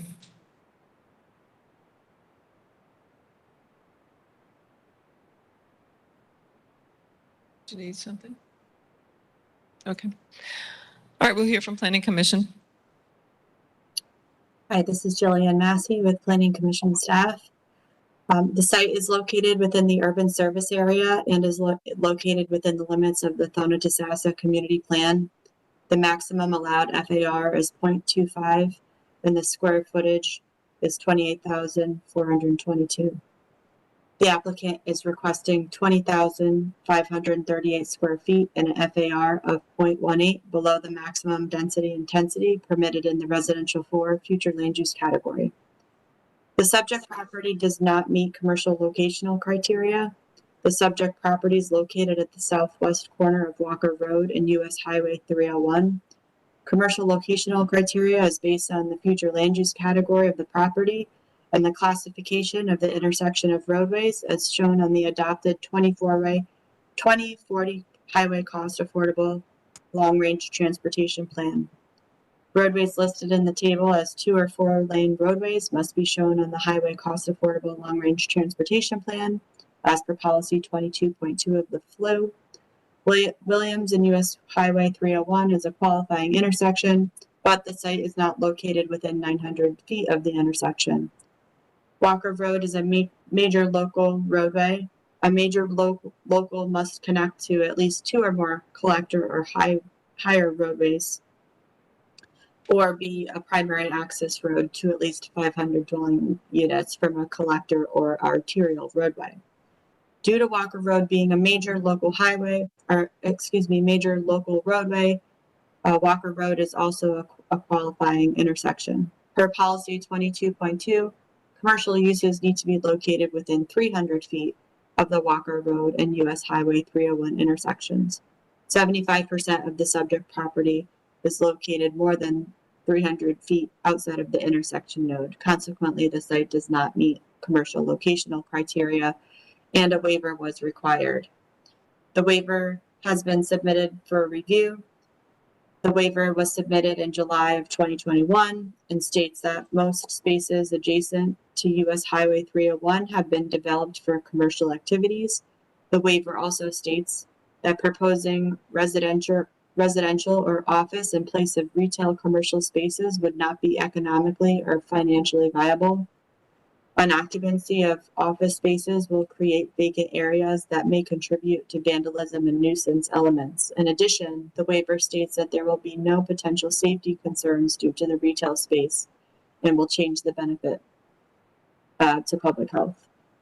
The overall area contains a mix of uses. There are mainly mobile home parks, office, and single-family residential along the intersection of US Highway 301 and Walker Road. Although the Hillsborough County property appraiser shows the properties north and west of the site as light commercial, these properties are existing mobile homes. South of the site is a cemetery. 75% of the site is approximately 486 feet from the intersection node and is just over the 300-foot threshold to meet commercial locational criteria. The original proposed strip commercial development was incompatible with the existing single-family homes and mobile home parks adjacent to the site. To meet the neighborhood protection and compatibility policies in Objective 16, the applicant has amended the request to only allow retail uses on the northern portion of the site. The new proposal will place retail uses closest to the intersection node and will only allow office uses on the southern portion of the site. The office uses would provide a greater gradual transition of uses, moving away from the more intense retail commercial at the intersection node to the office uses adjacent to existing residential properties. The applicant will be restricting uses for the commercial component, and the proposed office will restrict medical office uses. The applicant is also providing a 20-foot buffer with type B screening on the south and west sides to help mitigate for the adjacent single-family residential and mobile home uses. The proposed modification of commercial development would complement the surrounding land uses and is therefore consistent with objectives 16 policies 16.1, 16.2, and 16.3 of the future land use element.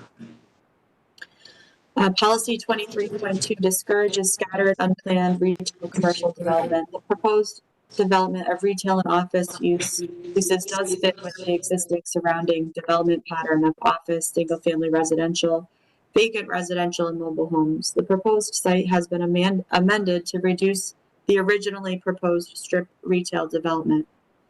The development will have separate retail and office buildings, and with the more intense retail use clustered closest to the intersection node. And based upon this, Planning Commission staff recommends that the board approve and grant the waiver for the commercial locational criteria. The site is located within the Thona-Tasassa Community Plan. Goal 3 of the plan seeks to provide improved yet affordable infrastructure and a balance of residential, commercial, and other land uses while maintaining the rural nature of the area. Goal 4 provides for commerce and jobs, but states protecting the community identity by limiting the location, type, and size of new businesses to fit the context of the surrounding area. The proposed development would fit within the context of the surrounding area, and the proposed development fits with the other office uses along 301, especially with the reduction in retail intensity and location restrictions. The proposed development maintains a balance of retail and office uses that provides a compatible transition to the surrounding single-family residential and mobile home properties. And based on this, the rezoning is consistent with the vision of the Thona-Tasassa Community Plan. And based on all of these considerations, Planning Commission staff finds that the proposed planned development is consistent with the future of Hillsborough Comprehensive Plan for unincorporated Hillsborough County, subject to the conditions proposed by the Development Services Department of Hillsborough County. And that concludes my presentation. All right, thank you. Is there anyone here or online who wishes to speak in support of this application? Do not hear anyone. Is there anyone here or online who wishes to speak in opposition to this application? Do not hear anyone. Development Services, I'm sorry, is there someone coming up? Thank you.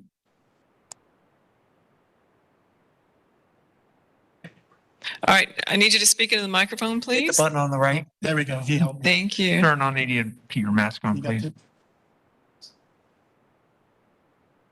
Thank you for allowing me to speak. My name is Thomas Curley, and I live almost directly adjacent to the property at 10601 Walker Road. I brought some pictures with me. We have some concerns. We're not against, in the neighborhood, we're not against the development of this property.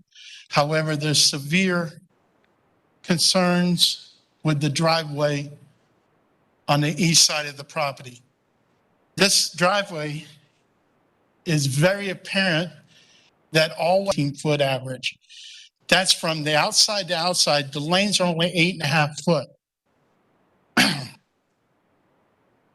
And I'll show you pictures as soon as I can. So this width, even with their double driveway, increases the traffic swings, which means trucks have to go into opposing lanes and opposing traffic to swing out to make these turns. The other issue is the developmental information submitted by these developers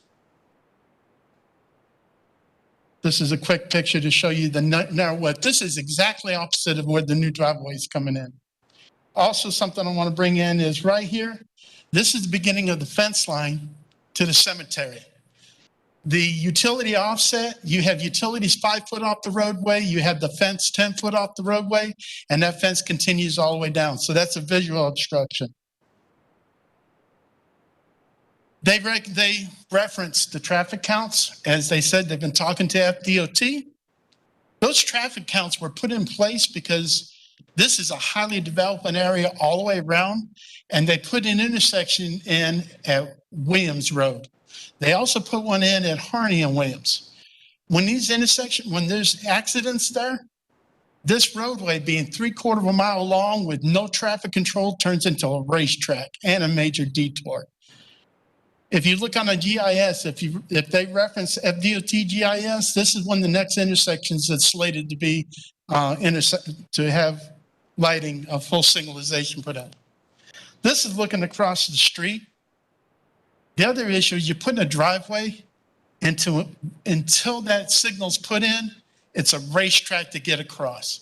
It's dangerous because you have to go across 6 lanes of traffic. And as you can see, there's much visual. Buses, they talk about traffic loads. I understand. This is one of the main terminals for buses in Hillsborough County. We all know how much Hillsborough County is adding to the school system. These buses come out of this lot, which is at the end of Walker Road. They use this, once again, same thing with all the signalization goes down, a 301 backs up, they use this artery. This is looking across the street. This is some of the visual that we have. This continues all the way down the street. We're concerned about, I laud them, they're putting in 300 foot of sidewalk, but that sidewalk ends there. Their stop bar is going to be 10 foot back. You're going to be looking at that fence right there in that picture. You will not be able to see south. So anybody coming up the road, we have the issues now. This has been an ongoing thing and it's not their issue. This is adding to it. You're going to have people trying to pull out and go south that cannot see. Once again, they're going to be more intent on what's coming across from the north side off of 301 than this here. It's going to be dangerous. In my personal past experience, we don't put driveways within 300 foot of a major intersection. Kind of a minor thing, the deterioration of the whole roadway. They said they're going to redo that part of the road. This roadway was milled and resurfaced about 10 to 12 years ago, and it's already coming back. The roadway's shot. This roadway was put back in the 50s and has never been addressed since. Is that Walker Road or 3? Walker Road. 301 was just redone 9 years ago. Mr. Curley? Sure. What are your credentials to speak to traffic and roadway? 24 years with the Florida Department of Transportation. I retired a year and a half ago. My job was a project administrator. Thank you. So this is the condition of my roadway. This is my corner right here. The roadway that's more towards county, once again, it doesn't belong. It's not their issue. They're adding to the issue. But when you look down a roadway that looks like that and is that narrow, and like I said, you're going to be back off to the west, your nose of your car is going to be at that stop bar, which has to be at their property lane, which is 10 foot back. People are going to either have to put their nose out in the traffic or they're just going to pull out. My recommendation is they continue to work with the department and put both driveways out on 301. 301, they have the capacity, they have the right of way, they can put large in and out. They already intend to put the lane in. This roadway is going to be slated to be a signalization. And when I say soon, probably within the next 2 to 3 years, that would help it. You put the signal controls in, and then this issue goes away. But until then, you're going to have, we all know, we put all this into place, we put all these controls into place, and we still have people. Because this roadway doesn't have anything on the west side and there's no traffic controls, buses go down this. I've actually complained to the bus, filmed and invited the superintendent out because buses get up to 60 miles per hour on this road in the morning. That's on Walker Road. This is Walker Road. Okay. Yes, ma'am. So I'm going to go on. The big concern, biggest fear, especially with us having children, there's physically challenged people considerably. We got dog walkers. We have a lot of people. Concern is over safety. Not to make the project go away, but move that driveway off into a safer spot where it doesn't contribute to the issues. All right, and your main concern is Walker Road. Walker Road. Okay. Yep. All right. Thank you, sir. Please sign in with the clerk's office here. Is there anyone else who wishes to speak in opposition to this project? Please come forward.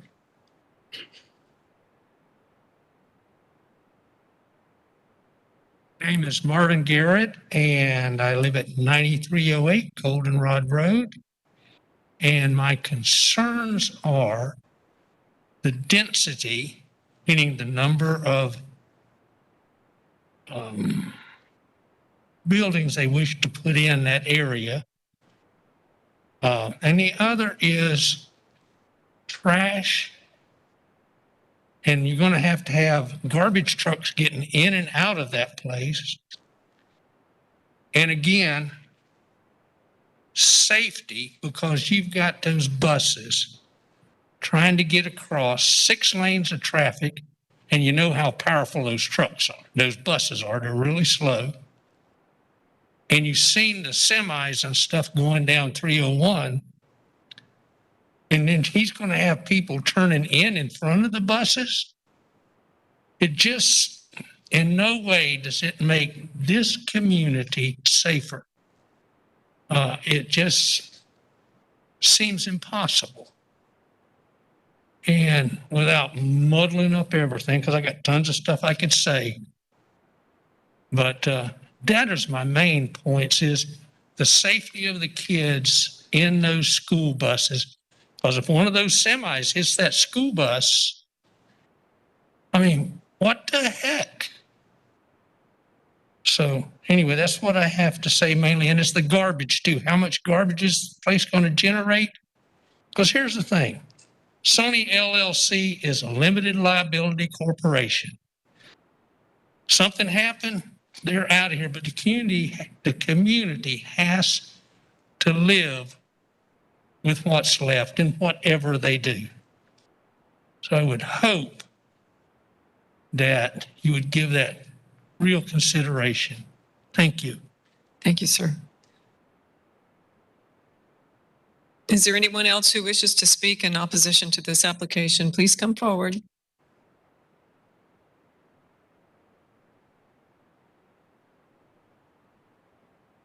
Good evening, all. My name is Michael Jones. I live at 9323 Goldenrod Road. As with the other two gentlemen, it's not the opposition that is traffic, but I have 2 questions. With the amount of building, and he lists 16 different businesses, I'm confused. On the backside of his property, between his property and the cemetery property, TECO is always consistently taking care of a power line back there. I don't know whether anybody's taken into that accord as to how much area TECO owns back there or controls. And water runoff. Have they proposed a below parking lot, above parking lot? How large is their retention going to be, and where's it going to be located? I mean, it's bad enough to put retention in that Walker Road 301 area. And it's a lot of traffic. He's talked about 16 businesses in there. You had 4 cars a day to 16 businesses. That's a lot of traffic. Very, not opposed to the proposal. I think he's just trying to overkill it. And thank you very much for your time. Yes, sir. Thank you. Is there anyone else here or online who wishes to speak in opposition to this application?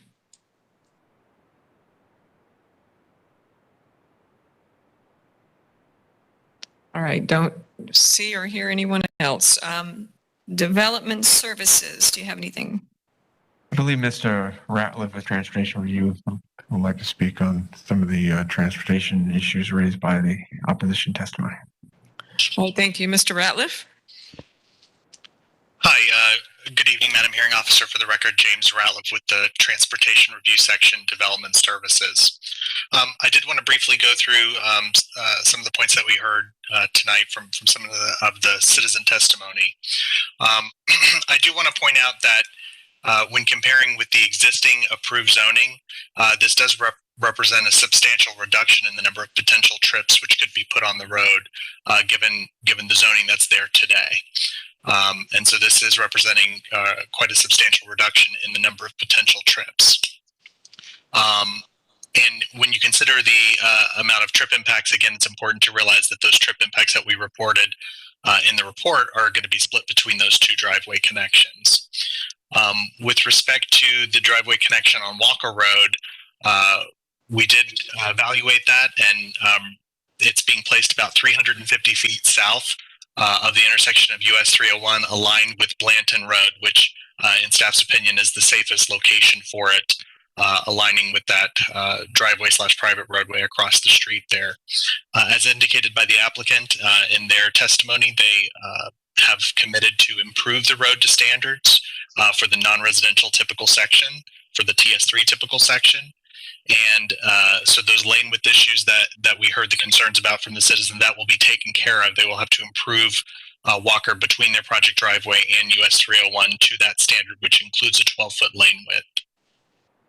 In terms of the visibility issues of the fence, we understand that that fence is there today. I can only say that again, we would anticipate that's probably going to change under a redevelopment scenario. Regardless, when the driveway goes in, they're going to have to meet all site visibility requirements, and so that will be reviewed at the time of construction plan review to ensure that if there's any obstructions in the site visibility triangle, those are going to have to be taken care of and removed so that access can be done safely.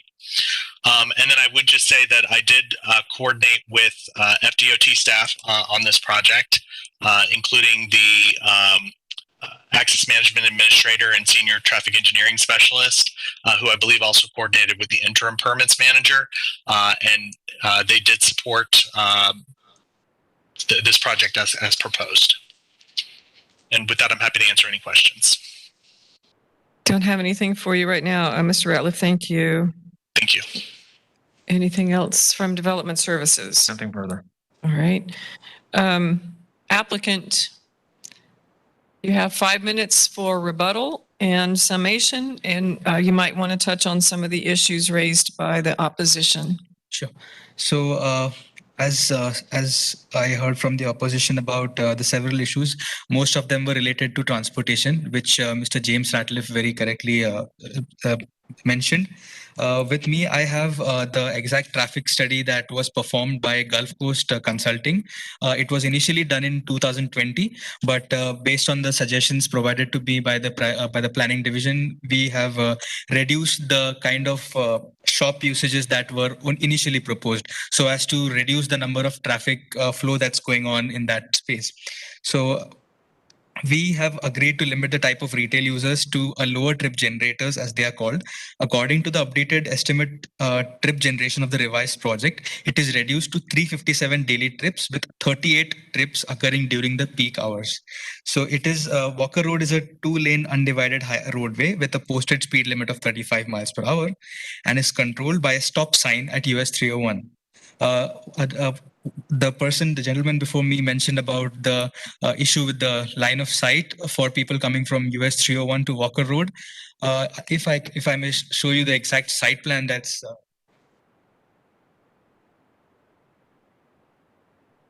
You can turn the other microphone on. Yeah. So the gentleman, I think, has his issue starts over this area, where he has issue about this access coming down towards Walker Road. Right now, there is we have the SwiftMud approved stormwater pond over there, and also in the southern part of the property as well. So the problem about stormwater drainage has been taken care of well before the process for PD even started. So we won't have any problem with runoff. That's one issue. And like said, the fence is existent right now. When the project will actually go into construction phase and the site development phase comes in, we would definitely be looking into providing good accessibility and view towards people coming from US 301 to Walker Road Plaza. Another concern that was mentioned was that there might be influx of vehicles coming from US 301 to Walker. Instead of coming through the intersection, they would use the interior road as a bypass to that. So first thing, this does not seem to be that drastic as you might have noticed at locations such as gas stations, which are located on corners of intersections where people bypass the signal and just move very quickly towards the adjacent road. This is actually very hard for any vehicle to access at the same velocity with which they would be traveling at US 301. They would actually have to slow down quite a bit, so and then move towards Walker roads. That should minimize the issue of any accidents that our opposition feels would happen over there. Also, other than that, we had an issue stating about the density of parking spaces and office and retail. We have actually, in the initial plan, we had submitted the exact number of parking that they were going to be providing, which is coming out to be 75 is what is required. But we would be providing the same amount that was requested, and if there is still some consideration from the site development, we would be ready to incorporate that into our plan as well. Also, we were told about the dumpster and the trash collection system, how that would be going on. So right now it is located very much over here at near the US 301 rather than towards the Walker Road. So any ingress or egress of the dumpster or the vehicle, the trash dumpster truck is going to happen along US 301, not coming towards the Walker Road, because the dumpster is located right over here. So they would not be interfering much with the residential spaces along Walker Road. So I think this addresses most of the concerns that the defendants have placed. All right. Thank you very much. So this will close the hearing then on rezoning 21-0701. And we're going to go ahead and pause for a moment and take a break. We'll come back at about 8:15. So please be back at 8:15.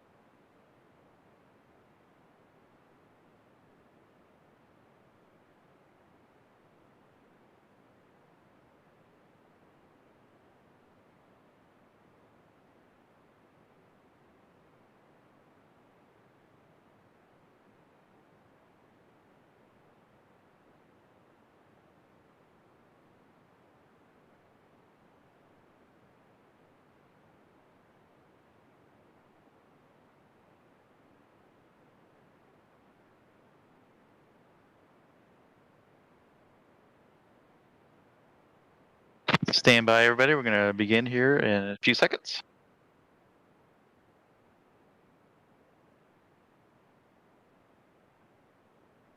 And we're coming back live in 3, 2, 1. All right, if everyone would please take a seat. We're about to get started again. Please take a seat now. Please take a seat. If you're done with your case, then we'd ask that you leave quietly. Thank you. Mr. Grady? The next item is agenda item D2, rezoning PD 21-0744. The applicant is William Sullivan Potomac Land Company. The request is rezoned from AS1 to a planned development. Timothy Lampkin will provide staff recommendation after presentation by the applicant. All right, applicant.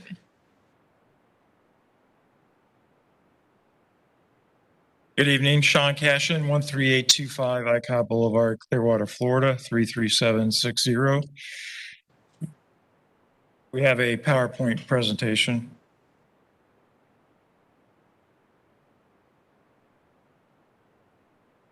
All right, there we go. Thank you.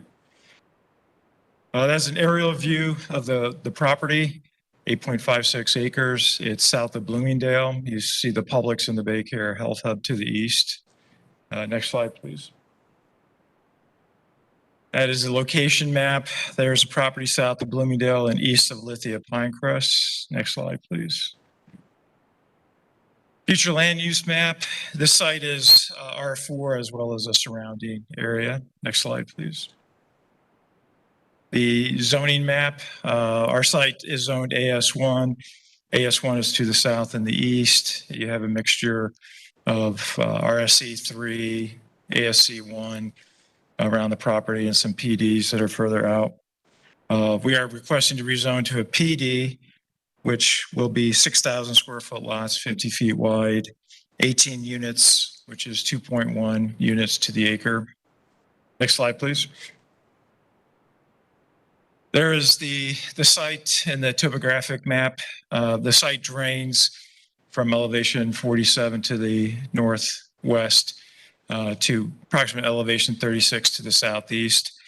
Along the eastern boundary, I just want to point out that you have elevation 40 to the north and elevation 36 to the south. And along the southern boundary, you have elevation 42 to the west, and then that slopes to 36 to the east. And that'll be important with some further up slides that we will present. Next slide, please. We are in the urban service area. Next slide, please. The classification of the roadway, Bloomingdale, is a collector road. Next slide. Traffic analysis, that just shows the average daily trips in that section of Bloomingdale. It's a little bit less on the section of Bloomingdale that's east of Lithia Pinecrest. Just for informational purposes, our maximum 18 lots will produce 170 average daily trips. Next slide, please. This slide shows the various design exceptions and variances that we had requested for the property. The first one is the administrative variance for driveway spacing that was deemed approvable by Mike Williams. The next is a design exception, which was for substandard roadway. That was also deemed approvable by Mike Williams. And as part of that agreement, we will be constructing 1,280 feet of sidewalk, 900 of which is off-site. There it is in green, the off-site sidewalk. And though that shows the sidewalk that we will be proposing to construct off-site. So it's a continuous sidewalk on the south side of Bloomingdale Avenue. Going down the list of the previous slide. Well, I jumped ahead a little bit. Well, there's the driveway spacing. Can we go back some slides, please? Okay, back to this. Yes. The next two variances, which is variance 1 and 2, have to do with connectivity to the east and the south. The eastern variance was deemed approvable as a PD variance. The variance 2, which was the connectivity to the south, that was not deemed approvable. The variance 3 was a scenic roadway. I'll go into that a little bit later. We are proposing 5 feet in lieu of 15 feet. Regarding these two right here specifically, so the connectivity or access to the east and south, I just want to point out that they would be accesses stubbed out to areas that are within the flood zone A, within the 100-year flood. And these areas have existing elevations well below the 100-year elevation, which is at elevation 43.3.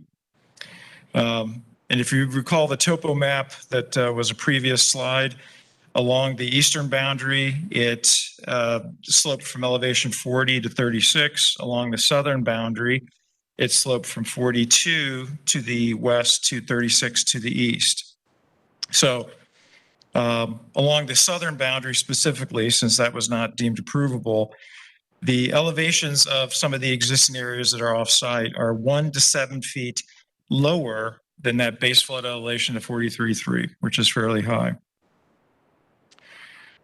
We did submit to the county a fairly detailed analysis that determined that development in these flood-prone areas to the east and the south was unfeasible and impractical due to the lower elevations. And as part of the associated floodplain impact that you would have within these lower elevations. Any kind of fill placed within those areas is an immediate floodplain impact that would have to be mitigated for. In our analysis, we determined that along the east and the southern areas that 1 acre of development would require approximately 2 acres of floodplain mitigation. We just don't see that as economically viable, feasible, sustainable. And we don't think it's advisable that the county would encourage or promote development in some of these areas that are located off-site to the south and east specifically. As far as our development, this development is adjacent to Bloomingdale and is at higher elevation, so we have an opportunity to excavate out some areas to provide the required floodplain mitigation. We do understand that the areas that are located off-site to the south and the east are prone to flooding. Again, we don't want to exacerbate that situation. We want to improve that situation. All right, we're moving ahead. Some of these. This right here, this exhibit shows the environmentally sensitive areas. It does show the proposed landscape buffers that we have around the property. It details the 32.5 right-of-way preservation area to the north. We do have a condition that we are proposing where we would like to provide some retention storage in that 32.5 feet preserved for right-of-way. We think that would go a long way in helping the drainage along Bloomingdale and the surrounding area as well. You can see the area to the south is existing wetland area. There's a wetland ditch, and we have floodplain mitigation and retention ponds. Any kind of roadway stub out to the south is going to be going through either the wetland ditch, the wetland area, or it's going to bifurcate one of the floodplain mitigation ponds, which is going to greatly reduce the floodplain that we are trying to provide. And again, we think it's a roadway stub out to an area to the south that shouldn't be developed and just cannot feasibly be developed. Can you go to the previous slide, please? No, that one right there. So I just want to point out, there's our site. And just to give you an idea as far as the surrounding area, the area to the south, at the western end, 1,200 feet, that's the limits of the area within flood zone A, and along the eastern side, it's 1,800 feet, basically to Lithia Pinecrest. So from Lithia Pinecrest north to our site, that is flood zone A. That is a flood zone area. Okay, next slide, please. That we talked about. Again, there's the topographic map that shows our site and some of the elevations, and you can see some of the lower elevations to the south that vary from 42 to 40, and then to 38 as you go from the west to the east. Next slide, please. Connectivity map. So we have connectivity to Bloomingdale, and we are proposing a interconnection to the west, which is a much higher area, and that's stubbed out from the cul-de-sac. Next slide, please. Scenic corridor variance. As I mentioned, as stated there, we are providing 32.5 feet of right-of-way preservation. There is a 15-foot requirement for landscape buffer along the scenic roadway. We are proposing 5 feet, which in combination with 32.5 will be a total of 37.5 feet of area encumbered along the northern property boundary. Next slide, please. This slide shows a graphic representation of that 32.5 foot right-of-way preservation. Again, we are proposing to put some retention in there along the roadway. There you see the trees that we are proposing, which will be 3-inch caliper, 10-foot tall trees, which is above what code is requiring, and that will be within that 5-foot landscape buffer in lieu of the 15 feet. Next slide, please. That shows the 5-foot landscape buffer vertical screening. So that's just a graphic of that showing some of the 3-inch caliper, 10-foot high trees. Next slide, please. There's the general site plan. And again, we are proposing 6,000 square foot lots, 50-foot minimum width, and a total of 18 lots at a 2.1 units per acre density. Next slide. That's just a blow up of some of that site data table. Next slide, please. That is a representation of some of the other landscape buffers, the 10-foot wide buffers along the eastern boundary, actually northern property boundary as well. Next slide, please.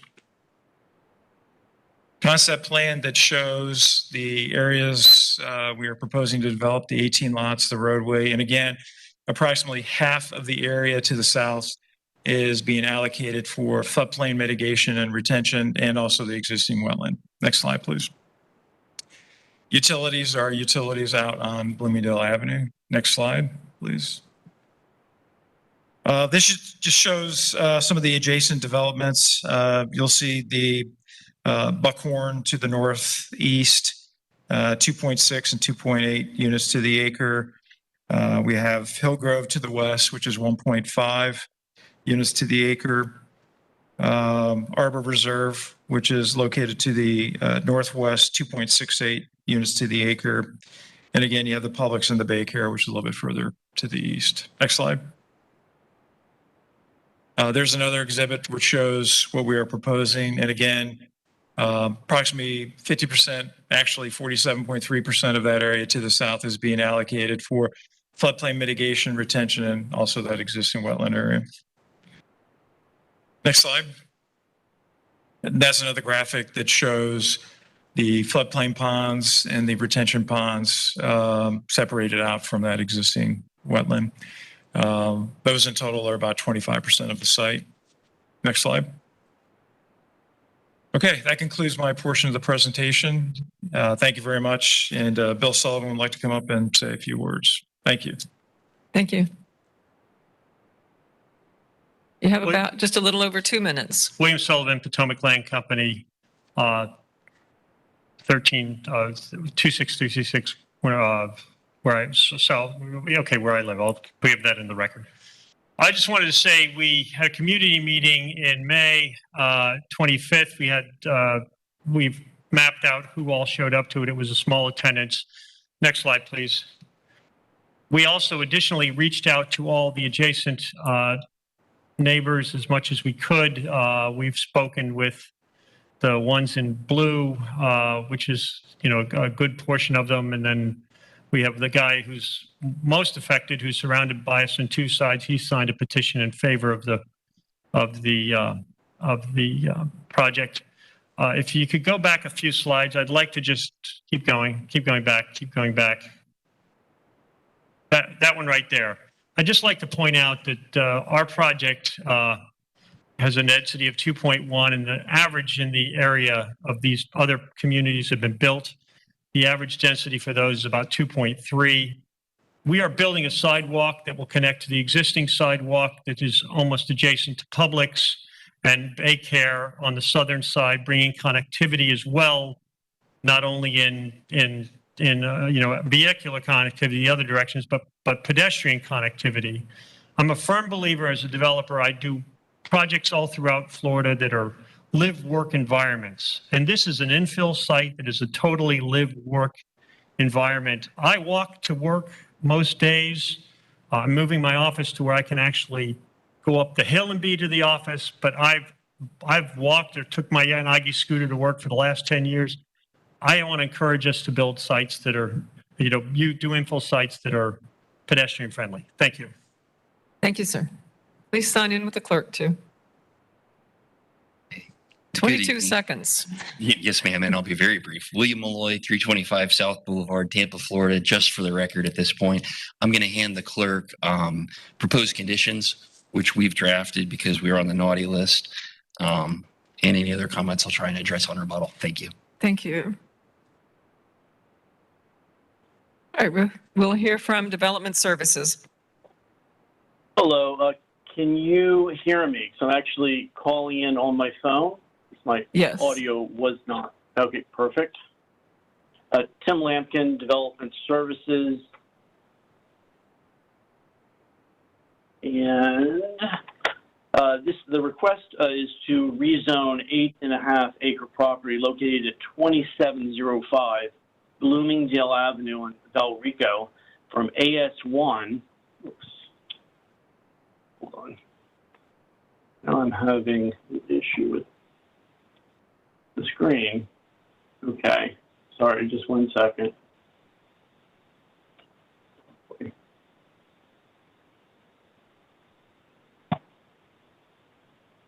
Okay, sorry, I got it. I'm just going to do it manually. The property is 8.5 acres in size. The existing zoning is AS1, and the proposal is to go to planned development.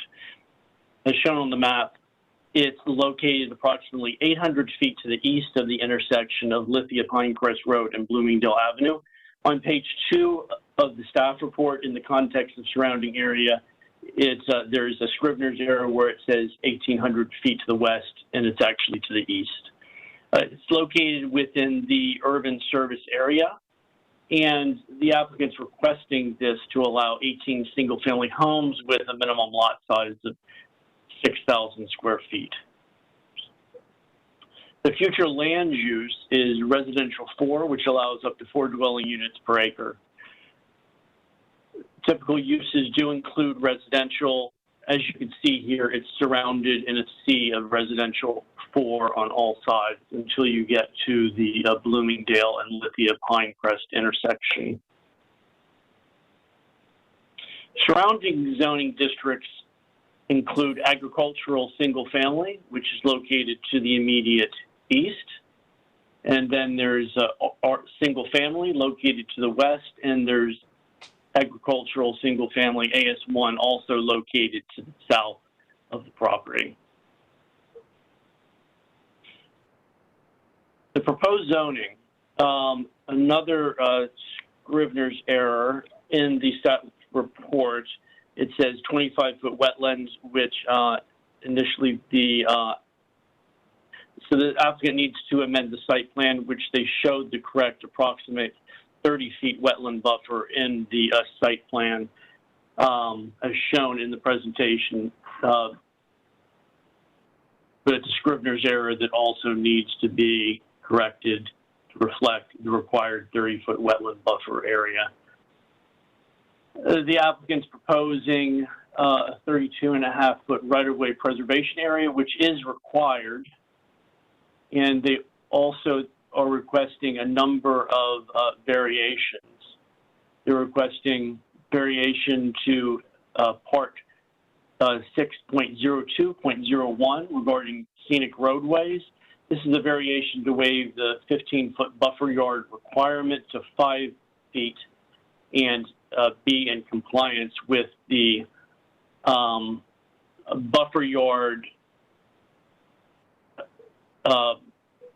requirements for the plantings, which they slightly exceed that because they're proposing to provide the required overstory and understory trees, and they're also proposing a 6-foot high fence behind that vegetation, all outside of the 32.5-foot right-of-way preservation area. There is a design exception for substandard road, was found approvable. Administrative variance for driveway spacing, which was found approvable. The LDC part 6.02.01 access, there's a variation to waive connectivity onto the eastern property, which was found project boundary, a stub out, which was found approvable, and then a variation to waive connectivity on the southern project boundary, which was not found approvable. And again, here is the variances. Staff finds the request is not supportable as the proposed site design does not illustrate connectivity along the southern project boundary, and the requested variation of section 6.0201 to waiver the connectivity on the southern project boundary is not approvable. And that concludes staff's presentation, unless you had any questions. No questions for you. Thank you. Thank you. All right, we'll hear from Planning Commission. Hi, this is Jillian Massey with Planning Commission staff. The site is located in the urban service area and not within the limits of a community plan. The subject properties per policy 1.2 of the FLU, it must satisfy the minimum density requirements. The maximum allowable density on the subject site is 34 dwelling units. However, in this case, the request would meet the minimum density exception due to the wetlands on the site and the likelihood of development having an adverse impact on the environmental features. The subject property is designated as residential 4 in the future land use map. And the purpose is to designate these areas that are suitable for low density residential, as well as suburban scale neighborhood commercial, office, multi-purpose projects, and mixed use developments when in compliance with the future land use element and applicable development regulations. The proposed development would allow for uses that are compatible with the surrounding development pattern and satisfies the intent of Objective 16 and Policies 16.1, 16.3, and 16.8. At the time of drafting this report, the Planning Commission staff had not received the transportation comments. Therefore, the Planning Commission staff finding did not take those comments into consideration for the analysis of the request. Planning Commission finds that the proposed use and density is compatible with the surrounding area.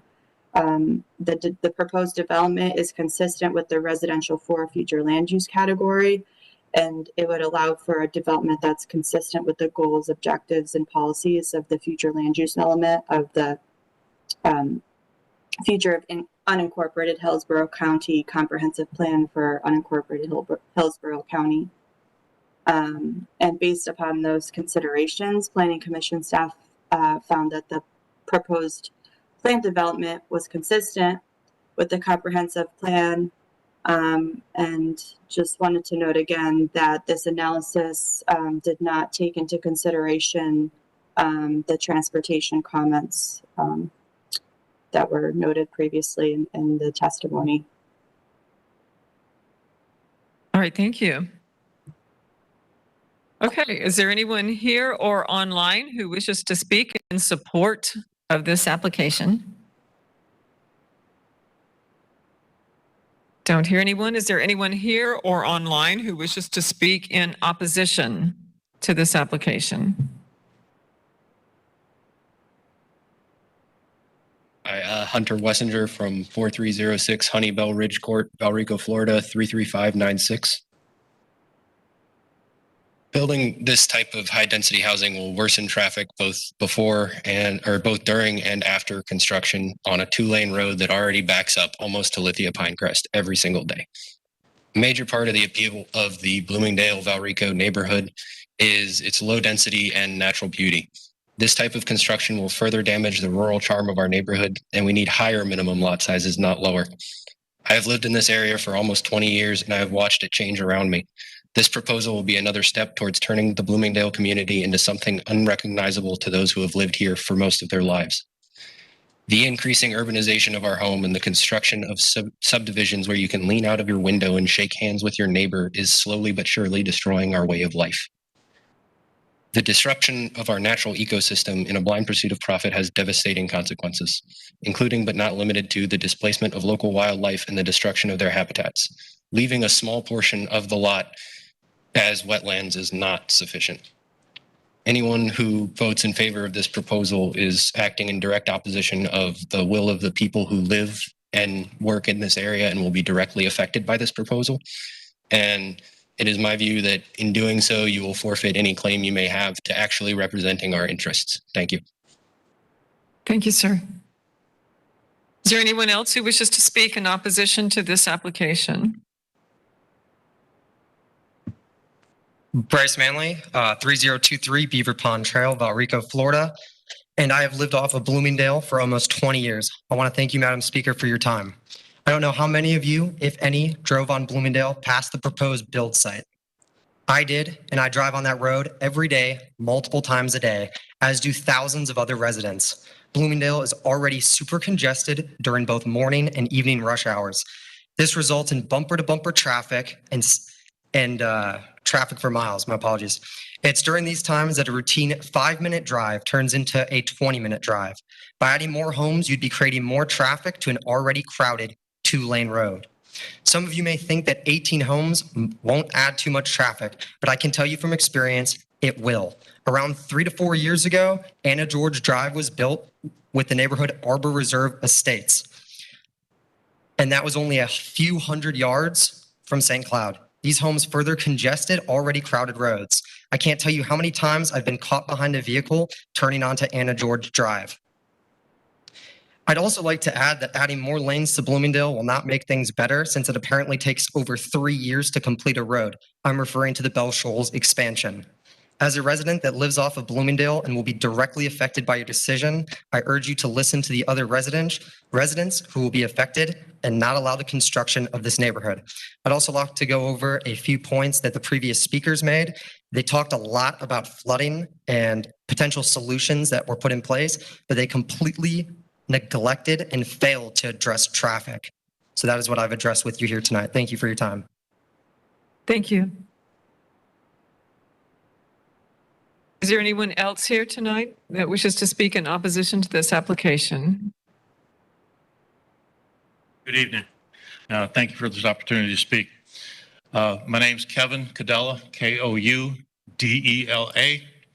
I've lived at 4802 Bloomingdale Avenue, Valrico, Florida, 33596. For this April, it'll be 20 years. Right now, I believe most of that is Buckhorn Run Estates, which most of the lots there are 1 acre single-family homes. There's been 2 built next to me, 1 acre single-family homes in the last 5 years. Right now, the county has purchased from other residences a property to build a retention pond, which that has alleviated some of the issue, but not all of it. The houses just south of this property still flood quite a bit. And we haven't really even had a bad rain yet. The infrastructure that's there now doesn't really support the development that exists now. Traffic that's mentioned before, a lot of times, especially when Morenon School was built, traffic is backed up. It's backed up almost all the way to Publix, especially when school's letting out, and in the mornings also when it's being dropped off. 18 houses is a bit ridiculous. If they went with maybe 5 houses and a 3-acre retention pond, all 5 houses on acre lots, that may be acceptable. But as of 18 homes in that area, there isn't enough area for actually the water to be run off and not flood other issues or cause other issues. Thank you for your time. Thank you, sir. Is there anyone else here who wishes to speak in opposition to this application? Ma'am, could you leave your mask on, please? Thank you. Yes. Thank you. My name is Linda Skidmore, and I live directly Can you behind, provide your address for the record, please? Thank you. I'm sorry, Your address for the record, please. 2708 Stearns Road, Valrico. Thank you. And I live directly to the south of this proposed. And I've lived there for 37 years, been through several floodings from my middle of my yard all the way across Bloomingdale. And we owned a house that was behind where I live now that we sold to the county. They tore it down about 12 years ago to build a retention pond back there to help alleviate some of the flooding that we've been experiencing after Publix and El Nino and 50-year flood and 100-year flood, all that. But my concern is the flooding. I know that at least with our retention pond behind my house, we have the pump that the county maintains. However, when the electric goes out during a hurricane and the pump doesn't work, so they have to bring out a generator to pump to get the water out. So that's my main concern is if their retention ponds fill up, what are they going to do with their water if it's not pumped somewhere or alleviated from there. So I would like the county, I don't know if the county could do this, to put a permanent generator back there. That would help. So we don't have to wait for someone to bring one out. This year, they did bring one out before hurricane happened in July. And, it was utilized. However, and then after the end of hurricane season, they came and took it away. But that's my main thing is that if there was some kind of a permanent generator, that would help, get rid of the water. So, and also the traffic is atrocious. Going up Stearns, I have to go up Hillgrove to get out onto Lithia to go south on Lithia because I cannot without taking my life in my hands. So thank you for your time. Yes, ma'am. Thank you. Is there anyone else here or online who wishes to speak in opposition to this application? Okay, don't hear anyone else. All right. So we'll go back to Development Services. Anything further? Nothing further unless you have questions. All right, we'll hear from the applicant then. Rebuttal. Good evening again, William Malloy, 325 South Boulevard. I just want to touch on 2 points fairly quickly here.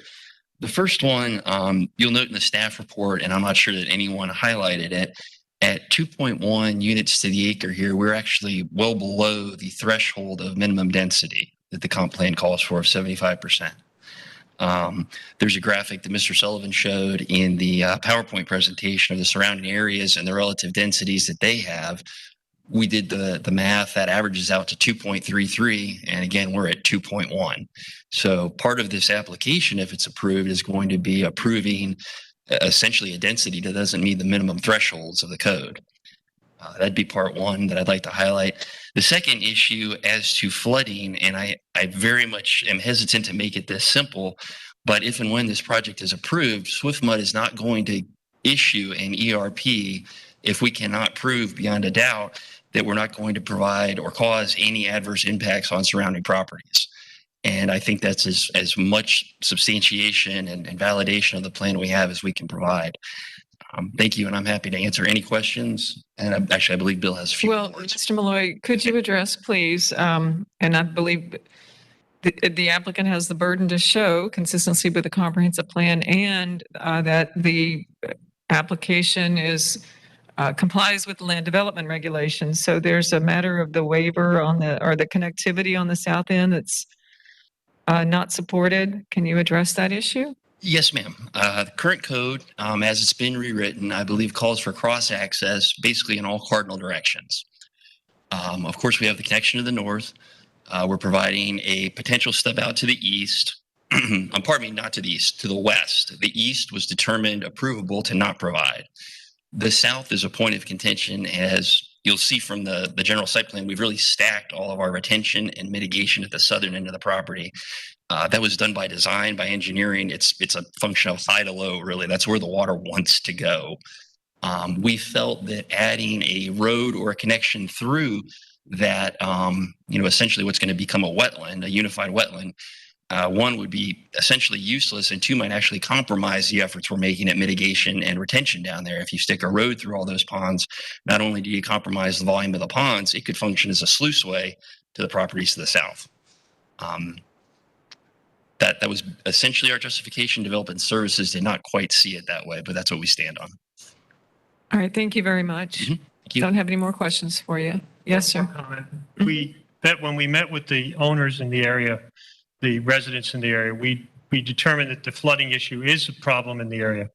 And we have thrown out that we would use the 32 feet for right-of-way preservation, that one of our conditions we're proposing is to build ponds for the county's drainage on Bloomingdale, not for our property. This is the Bloomingdale, that those ponds would be for the county's benefit, not for our benefit.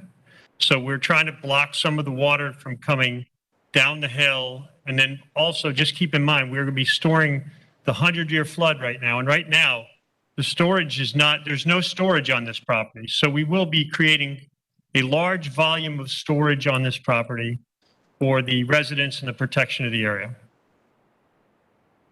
Thank you, sir.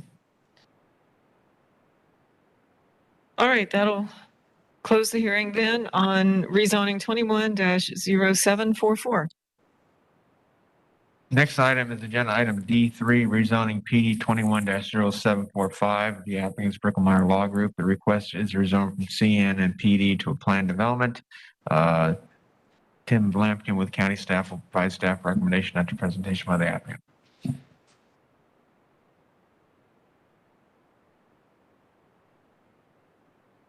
Good evening. Can y'all hear me? Yes. Great.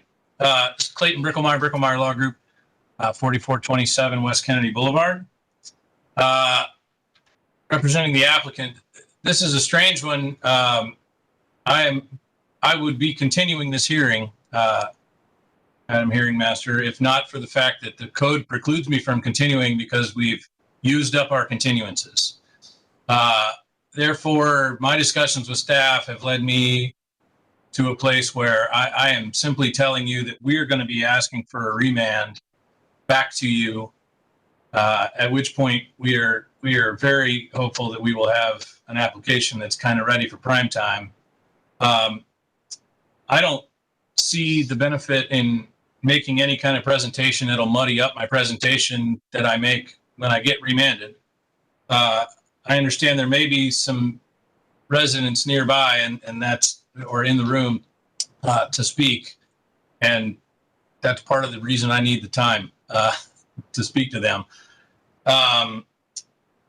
So that is actually my presentation. I understand. I spoke to staff. I think they're going to make their presentations, and I understand that you need to make a recommendation based on the record that's in front of you, and that's totally okay. And I hope to see you in a few months with something that has support across the board. But that's the end of my presentation. Okay, Mr. Bricklemeyer, I understand. Thank you. Thanks. All right, Development Services. Hello, Tim Lampkin again, Development Services. And I'm just going to bring up the presentation.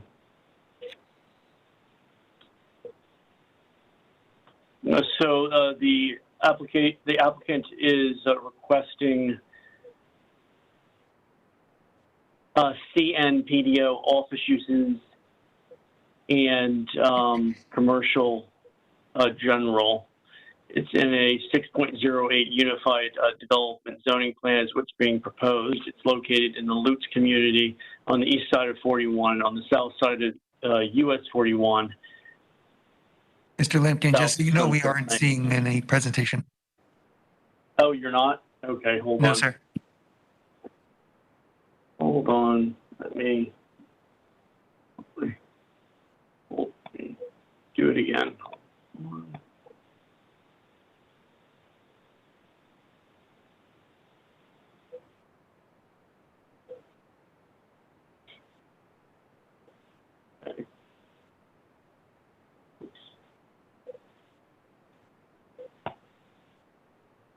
Sorry about that.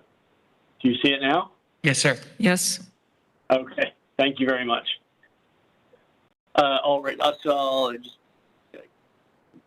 go over it again. The project is located in the Lutz community. It's on the east side of US 41, and it's located south, you'll see Sunset Lane and 41. It's approximately a 6-acre unified development. The proposal is for 66,211 square feet of development. It's located in the rural service area. The future land use is NMU4. Typical uses do include residential, suburban scale neighborhood, commercial, office uses, resort, corporate park uses, clustered residential, mixed use projects. Office uses are not subject to locational criteria. Located on the north and west, it's an NMU4, and to the east and the south is Res 1, future land use. The surrounding areas to the west and the north is zoned for commercial, including commercial general and commercial neighborhood. To the east and south is ASC1, residential single family.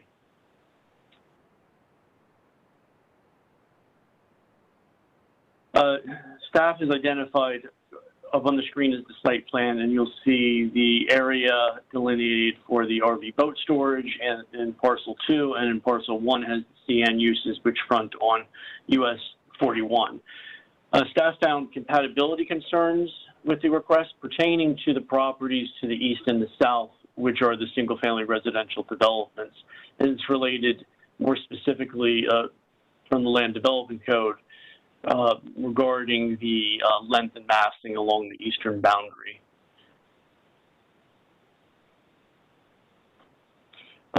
Staff's recommendation, based upon the above considerations, finds the request not supportable, as the site design does not adequately demonstrate a gradual transition of uses within the area. Staff concurs with the findings of the Hillsborough County City County Planning Commission that the intensity and scale of the development does not meet the compatibility and transition of use policies and numerous objectives policies of the future land use element. That concludes staff's presentation. Thank you. Any questions? No questions for you, Mr. Lampkin. Thank you. All right, we'll hear from the Planning Commission, please. Excuse me. Hi, this is Jillian Massey with Planning Commission staff. In an effort to keep this brief, a lot of Planning Commission's concerns are similar to the Development Services Department. But as mentioned, this property is located within the limits of the Lutz Community Plan and in the rural area. It's designated as Neighborhood Mixed Use 4 in the future land use map. The site does meet locational criteria per the policy direction and objective 2022 in the future land use element. The site has 75% located within 900 feet of the qualifying intersection at Crystal Lake Road and US Highway 41. According to adopted policy direction, established neighborhoods should be protected by restricting the incompatible land uses through locational criteria for the placement of non-residential uses and limiting commercial development in residential land use categories to the neighborhood scale. This portion of the planned development is proposing an intensity of 63,711 square feet of enclosed RV and boat storage adjacent to the single-family residential uses. The proposal would not protect the existing established neighborhoods to the east and would not meet the intent of policy 16.1. In addition, the intensity and scale of the RV and boat storage on the eastern parcel are not complementary with the large lot, low-density rural residential development pattern that is representative of the properties that do not front on Highway 41. And while the site planning techniques move closer to the intent of Objective 16 and 4 of the comprehensive plan, the proposed RV and boat storage use on the eastern parcel does not provide a gradual transition of uses or complement the surrounding area that is too intense, specifically due to the adjacent single-family residential to the east and south. Overall, the proposed rezoning would allow for a development that's not consistent with the goals, objectives, and policies of the future land use element. And the Planning Commission staff found that the proposed plan development was inconsistent with the comprehensive plan for unincorporated Hillsborough County.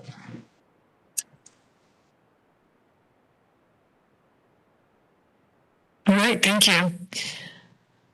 Okay, is there anyone here or online who wishes to speak in support of this application? Anyone who wishes to speak in support?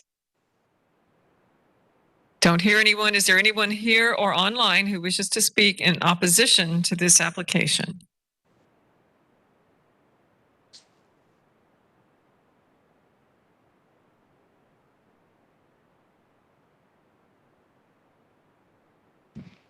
Hello, I'm Greg Van Beber. I live at 220 Neville Road. As you can see, here's a subject property. I live at 220, which is right here. And I also own 208 Neville Road. I also own 124 Neville Road. This is a 35-acre tract over here, and they have cows on it, and they're anticipating putting one house on it. Guy just bought it. Anyway, I've lived over here for 25 years. And I guess my biggest concern is here, I've reached out and Tim has been very helpful with me, even called me back yesterday on his day off to talk to me about this. And that he introduced us by email with a list of my concerns to the applicant, to the attorney, and they elected not to contact me since December 6th, excuse me. I'm also the vice president of the Lake Stemper Lake Association, which, as you can see, is right here. So part of their concern is that this is a highly paved and scenario, and if you look at the design, you know, they got a pond here, and there's a environmental area here. That this water is going to run to here and then flow into there and then straight into our lake through a culvert that connects the two. So that's an environmental service. Since they have access, I'm not sure that it shouldn't be a DOT stormwater connection as opposed to running into our lake. And Lake Stemper is a 135-acre, very nice lake. And one of my big concerns is that everything we seem to get is so schematical. And that's why I haven't voiced too much, because I don't want to say I'm against something until I know something about it. But then when they do this and they come back and they show that building, I live right here. That building is 600 and something feet long that runs all the way across this end of the property here. And then it's open on this end. That's my driveway right there. I'm going to be looking straight into this project. But I guess the biggest concern is that they just haven't been in contact with me and even act like they care. I did get a call today from the owner of the project, and he acted like he didn't know that. But, you know, I've got it on record that I have tried to do that. There's also nothing in there. They're talking about 35-foot height. You know, that's a pretty industrial use running straight down the property. And there's nothing in here about architectural design. And I just really just don't understand why they haven't talked to me. And until I know more about it, I just can't support this. Thank you for your time. All right. Thank you, sir. Is there anyone else here or online who wishes to speak in opposition to this application? right, I don't hear anyone. Development Services, did you have anything further? Nothing further. All right. Applicant, did you have anything further? Just only to say that I am sorry that we haven't been in contact. We will. I won't bore you with the explanation for that, but we'll. As you heard, we reached out, or the owner reached out today. I think there's a meeting later next week.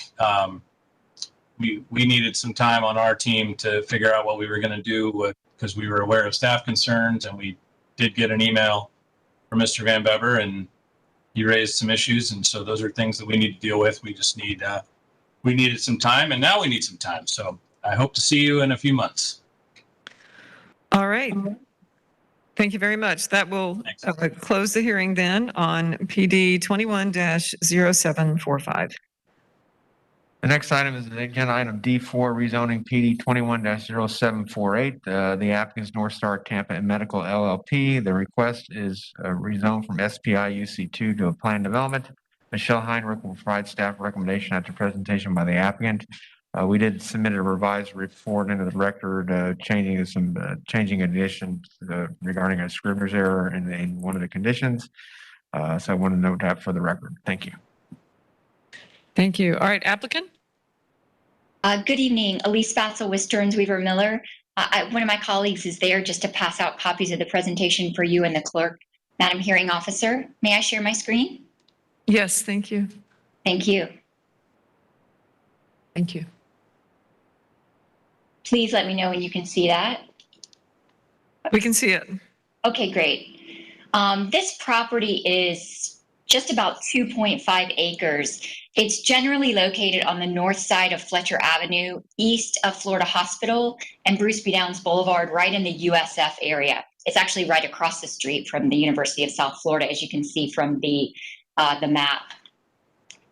The request tonight is for a rezoning to planned development from SP1 UC2, that's University Community to Planned Development. We did file a companion small-scale comprehensive plan amendment, which was unanimously approved by the BOCC on December 9th. Generally, this development is a student housing project with a parking facility and related amenities. And we do seek to utilize the density bonus that's found in policy 23.5 of the comprehensive plan. Just to quickly remind you of the Hillsborough County vision map, this property is located within the urban area for potential growth in the vision map. The proposed density supports the goals for the urban area. For example, transit is located within walking distance, and parking is provided in a parking structure as set forth in the vision plan and vision map. This is part of the university area community overlay. You can see here the change future land use to RMU 35 that was approved in December. The current zoning, of course, is SP1 UC2. That allows dormitories, community residential homes, professional residential facilities, and commercial apartments. But because of the way that dormitory is defined, a student housing project would not be currently permitted. The proposed zoning, which is planned development, requests to utilize the density bonus. This project is within the urban service area. Specifically, it is located along and within 660 feet of an arterial roadway and transit corridor.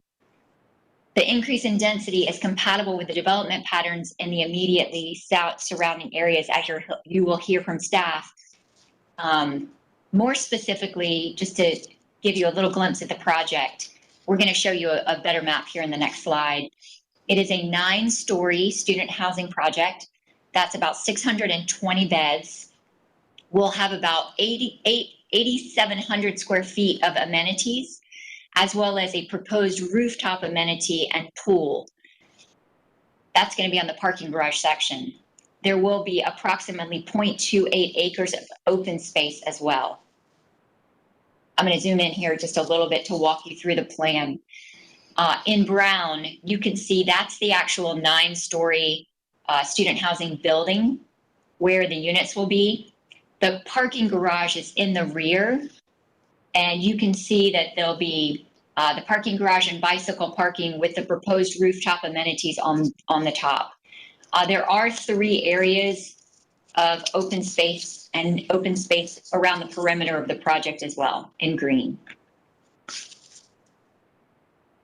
Again, we explained most of this, so I don't want to bore you with it. This is in the staff report as well.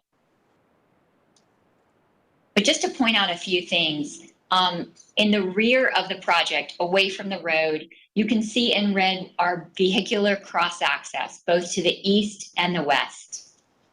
We are also proposing pedestrian cross-access with the adjacent properties to the east and the west. That's circled in yellow. Again, you can see various areas circled in green that are the proposed open space. With respect to parking, staff has made a determination of unlisted uses that the student housing project should have 0.75 spaces per bed. So we are providing the appropriate parking space under that determination.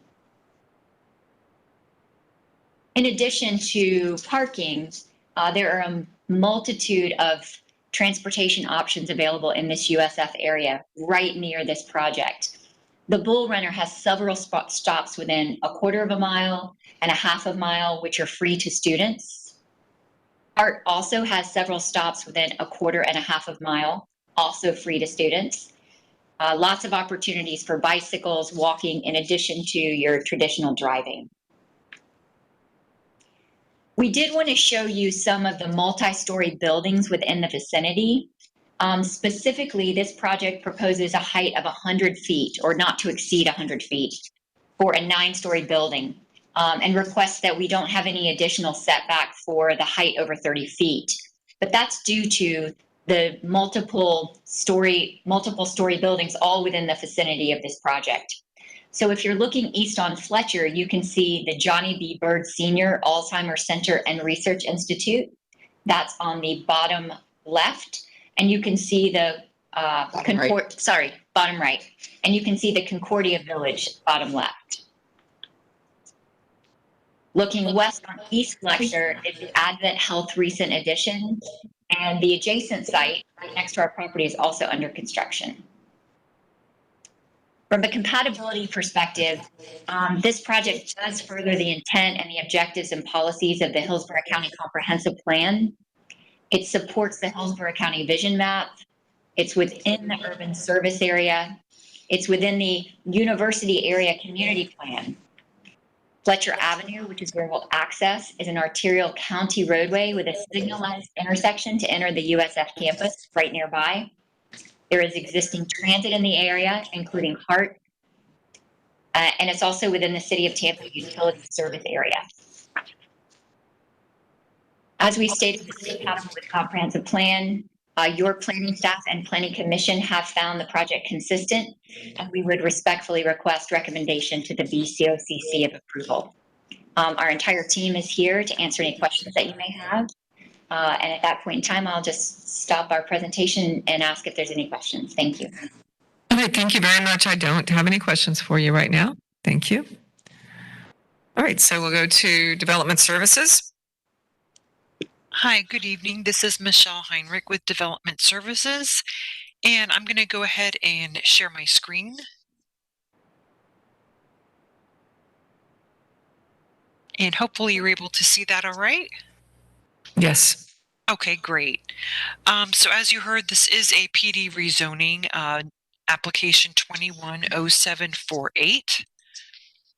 And this is a rezoning request from SPI UC2 to PD with a density bonus request. In general, this is to allow for a student housing project of a maximum of 620 beds. The site is slightly over 2.5 acres in size, and it is located on the north side of Fletcher Avenue, east of Bruce B. Downs. Due to the recent comp plan amendment adoption that the applicant touched on, it is in the RMU 35 future land use category. This does allow for community and regional land uses, both residential and non-residential, allowing a maximum density of 35 units per acre. And in this future land use category, a PD rezoning is required.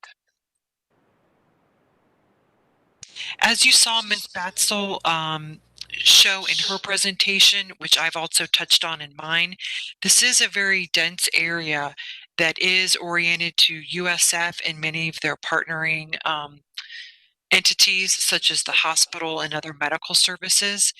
In the general area, staff found multiple both student housing projects and projects of sizes between as low as 4 stories and as high as 10 stories. And I've listed some of those on the screen here, one of which is to the direct west of the site, which is going to be a 6-story student housing project that's currently under construction.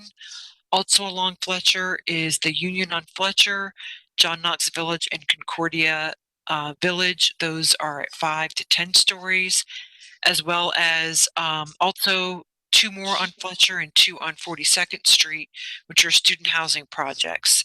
And of course, as you saw in the applicant's presentation, you also have medical buildings at 5 heights or more, as well as the hospital located at the intersection, which is currently expanding at heights pretty typical of the area. Specifically, property to the north is zone SPI UC2. It is owned by the hospital, and as you'll see on the photo, it is used for their stormwater. So there is no residential or other uses directly adjacent to that property or that side of the property. To the south, that is located in the city of Tampa. It is USF, with many of those buildings at heights greater than 2 stories and fronting on Fletcher Avenue. To the west, as I stated, is a student housing project similar to this that's under construction. And to the east is a 5-story medical office building. So as I stated, this is a student housing project for a maximum of 620 beds. And that does require in the conditions of approval that 90% of the residents be registered with USF. The density bonus that the applicants have requested allows it to go up to 50 units per acre. I've also noted on here in general the setbacks that are proposed. As you see, they're trying to maximize the site with front yard setbacks between 50 and 25, side yard setbacks between approximately 30 and 25 feet, and rear yard setbacks approximately 45 to 25 feet. And as you saw in the applicant's presentation, the student housing project will be located on the south side closest to Fletcher, with the parking garage located on the north side. The proposed maximum building height is 100 feet, with the student housing being 9 stories and the parking garage 8 stories. And on top of the parking garage, amenities are proposed. The primary access is on Fletcher Avenue, with drive aisle step outs to the west and east, as the applicant demonstrated in her presentation. And just to quickly touch on how we got to those numbers, being as this is a student housing project, much like a community residential home, it is converted by the number of beds. So for student housing, past practice has used 5 beds equals 1 dwelling unit when you have the majority of the project occupied by students.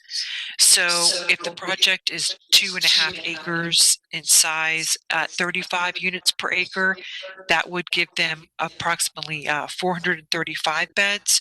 With the proposed density bonus, that allows 50 units per acre. So that increases the maximum density to 125 units or 625 beds, and the applicants are proposing 620. So our review of the project found it is in the RMU 35 future land use category, which was recently approved by the board, also a density bonus, all of which was supported by Planning Commission staff and found to be consistent with the comprehensive plan. The use is appropriate and found within the area. We did not identify any compatibility issues given the heights and other uses in the immediate area. There was no objections from reviewing agencies, and therefore we do recommend approval subject to conditions. And as Mr. Grady stated, there is a revised staff report that was provided, which corrected a typo in the maximum number of stories for both the parking garage and for the student housing building. And with that, I'm happy to answer any questions. All right, thank you. And we'll hear from Planning Commission. Hi, this is Jillian Massey with Planning Commission staff. As mentioned by the applicant and with also Michelle, this application or the subject site is located in the urban service area and recently was approved by a comprehensive plan amendment to be designated as a residential mixed use 35. The applicant is requesting a density infill bonus, and Planning Commission staff has determined that the site is eligible to receive that density bonus of up to 50 dwelling units per acre as outlined in FLU policy 23.5. The proposed development is consistent with the goals 1, 2, 3, and 5 of the University Area Community Plan. And overall, Planning Commission staff finds that the proposed rezoning request is compatible with the surrounding area. The request would encourage residential development that complements the surrounding character within the limits of the University Area Community Plan. The application also demonstrates compliance with interconnectivity policies and promotes infill development within the area. The proposed development satisfies the intent of the goals, objectives, and policies of the future land use element of the unincorporated Hillsborough County Comprehensive Plan. And based upon those considerations, Planning Commission staff finds that the proposed plan development is consistent with the comprehensive plan, subject to the conditions proposed by the Development Services Department. Thank you.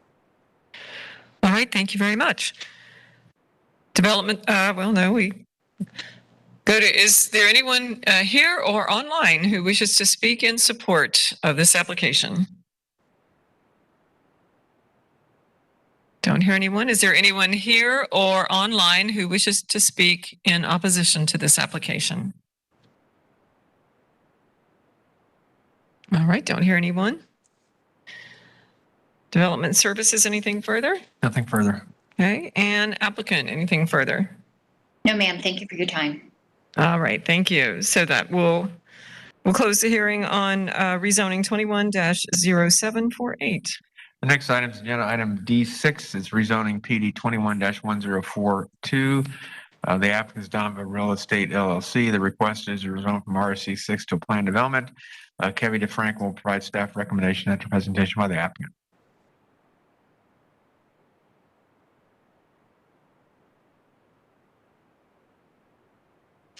Good evening again. My name is John LaRocca, planning consultant with Murphy LaRocca Consulting Group, and I am the representative for the owner applicant, Danva Real Estate. As submitted in the staff reports, and it's very detailed in terms of the assessment that's been done on this property. The property involves approximately ½ acre of land on a Hillsborough County Collector Road, North Manhattan Avenue. The property is located within the Egypt Lake Community Planning Area. What is proposed is a 4-unit, single-family attached townhouse development, similar to a similar rezoning obtained approximately 2 years ago, not directly or adjacent to the north, but jumping over another lot to the north. The reason why we applied for a planned development zoning, the land use plan, is Res 9. The PD is to accommodate some site issues and site concerns. The property is located directly east of an elementary school. There were some driveway issues. There is Sweetwater Creek to the south. The alignment and layout of driveways and the placement of the units on the property perpendicular to the road made sense. and the property's been reviewed accordingly. What is proposed are 4 single-family attached townhouse units at a density of 7 units per acre, based on the calculation. The site plan is very specific with regard to setbacks and design. There are a number of mixed uses in the area that the townhouse proposal, it would be consistent and compatible with the surrounding community and neighborhoods and the mix of uses that occur in that area. There are conditions that are recommended by the development services staff that the applicant concurs with. There were some issues with regard to more detailed design and specificity with regard to environmental survey lines and setbacks from conservation areas, and we've agreed to all of those conditions and will meet those obligations should this application be approved. That concludes my recommendation. We concur with all of the reports made and comments made in the staff and the conditions as I've indicated. Thank you. Yes, sir. Thank you. All right, Development Services. Hello again. It's Kevy DeFrank with Development Services. I'm sharing my screen now. Is it visible? Yes. Awesome. So as Mr. John LaRocca explained, the request is to rezone the subject property from the existing RSC 6 zoning district to the proposed PD to be allowed to develop the property with a maximum of 4 single-family attached residential units or townhomes. And the subject property is located at 7801 North Manhattan Avenue in Tampa, which is on the east side of North Manhattan Avenue, approximately 880 feet north of West Broad Street. And the subject property has a FLU designation of Res 9, and the maximum density within the Res 9 FLU category is 9 dwelling units per gross acre.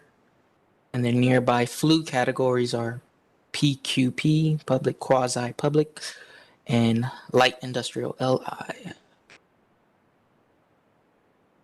And the subject property is adjacent to property zone RSC 6 to the north, east, and south, and PD to the south.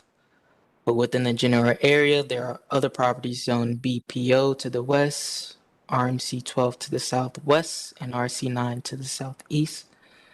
And the subject property is located in an area comprised of public service, institutional, such as the public school, and residential, single-family residential lots uses. And as Mr. LaRocca explained, the property not adjacent to the north, but north of the adjacent property to the north was approved for PD for a similar use. And as stated, prior development of the project shall be limited to a maximum of 4 single-family attached residential units, as shown in the graphics. And based on the Res 9 FLU category, the surrounding zoning and development pattern, and the proposed uses or use and development standards for the PD zoning district, staff finds the request approvable, subject to the conditions listed. That concludes my presentation, and I'm available for questions. Thank you. All right, thank you. We'll hear from Planning Commission. Hi, this is Jillian Massey with Planning Commission staff. The site is located in the urban service area and not located within the limits of a community plan. The proposed 4-unit townhomes are permitted in the residential 9 future land use category. It's compatible with the adjacent single-family residential lots to the north, south, and east. The proposed development is compatible with policies 1.4, Objective 16, and its associated policies relating to neighborhood protection. Per FLU Policy 9.2, developments must meet or exceed the requirements of all land development regulations as established and adopted by Hillsborough County. The latest site plan has been amended to meet the minimum 30-foot wetland area setback line required requirement as mandated by the Natural Resources Department. However, there will be a condition of approval in which no filling, excavating, or construction of the permanent structures or other impervious surface may occur within the setback. Based upon this condition, this application is consistent with policy 9.2 as it meets the sections relating to this in the Hillsborough County Land Development Code.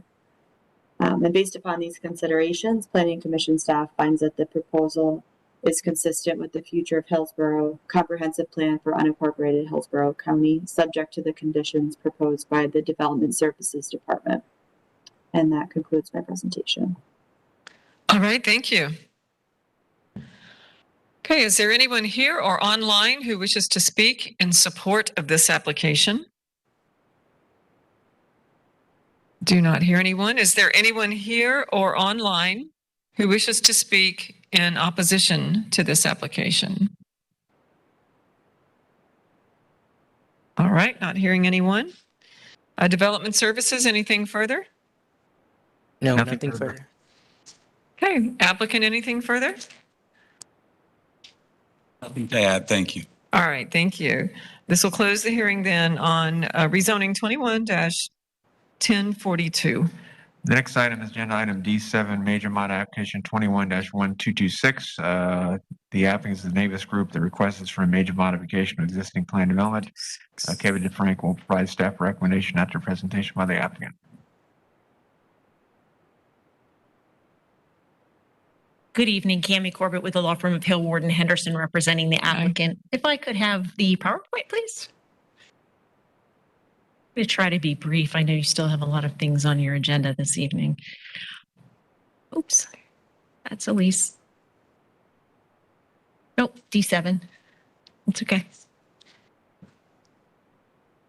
There we are. I'm here this evening representing the Davis Group. I have two representatives, Brent Davis and Gray Reed from the Davis Group here with me this evening. Next slide. This is the subject property is in red. It is located within the SMU 6 future land use category. You can see it's directly on US 301 in between Big Bend Road and Baum Road. Next slide.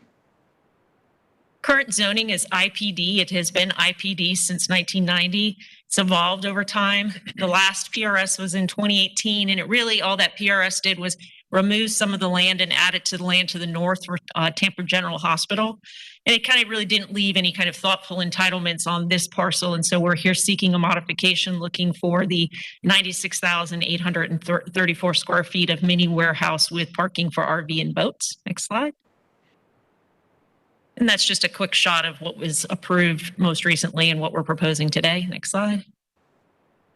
Development, we're asking for the 96,834.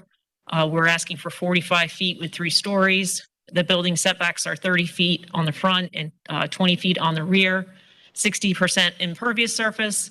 Access will be via gated access at the driveway at Simmons Loop, and then will be served by Hillsborough County Utilities. Next slide. That's just a full-size rendering of, or that's actually full-size site plan, and you can see on there sort of the depiction of the typical section and kind of the way the access will work. And you can see the RV and boat storage is on the northern end of the site, kind of shielded from Simmons Loop, and we've got the building up front. Next slide. Oops, back one. We are asking for a PD variation.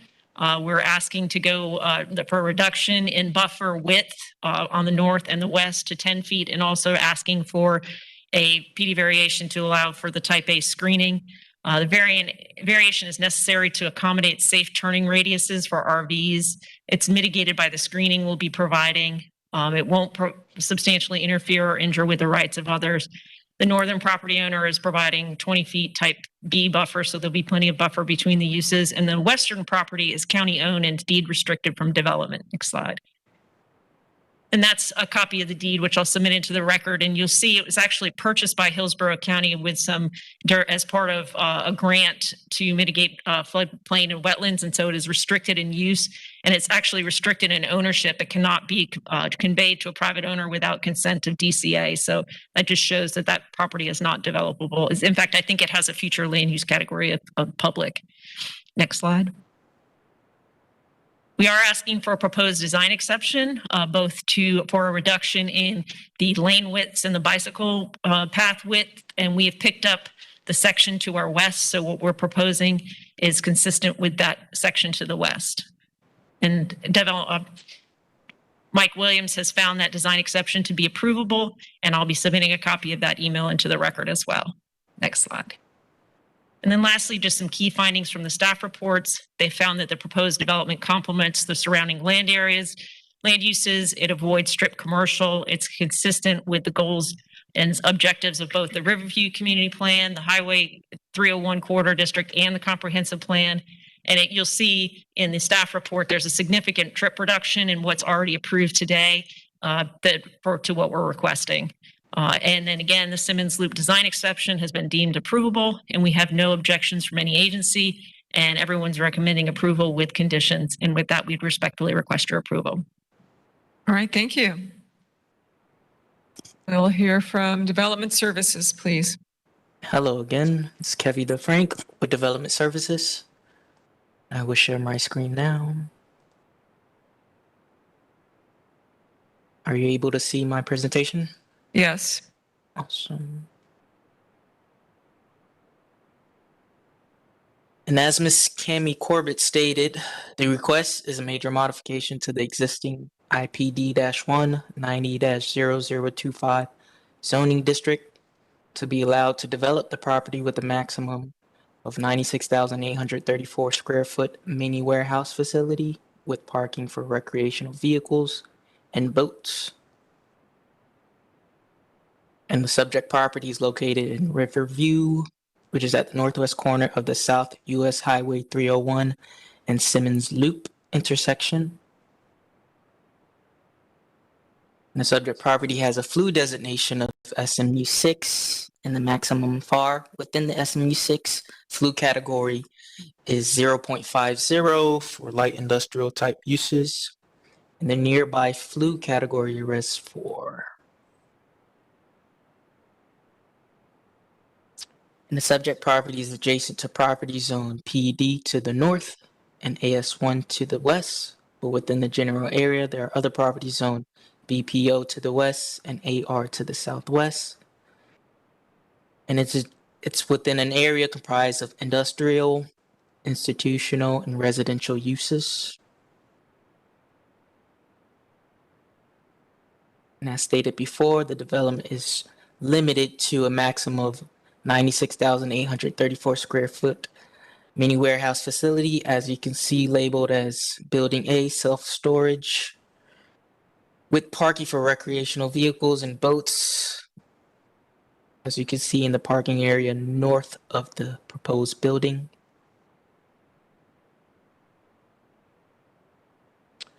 And based on the SMU 6 FLU category, the surrounding zoning and development pattern, and the proposed uses and development standards for the PD zoning district, staff finds the request approvable subject to the proposed revised conditions that I believe Mr. Grady provided to you today, because Ms. Cammie Corbett brought to our attention an issue with condition number 3 in reference to the minimum required landscape screening along the western boundary, which has been updated from a type C screening to a type A screening, as shown on the general site plan.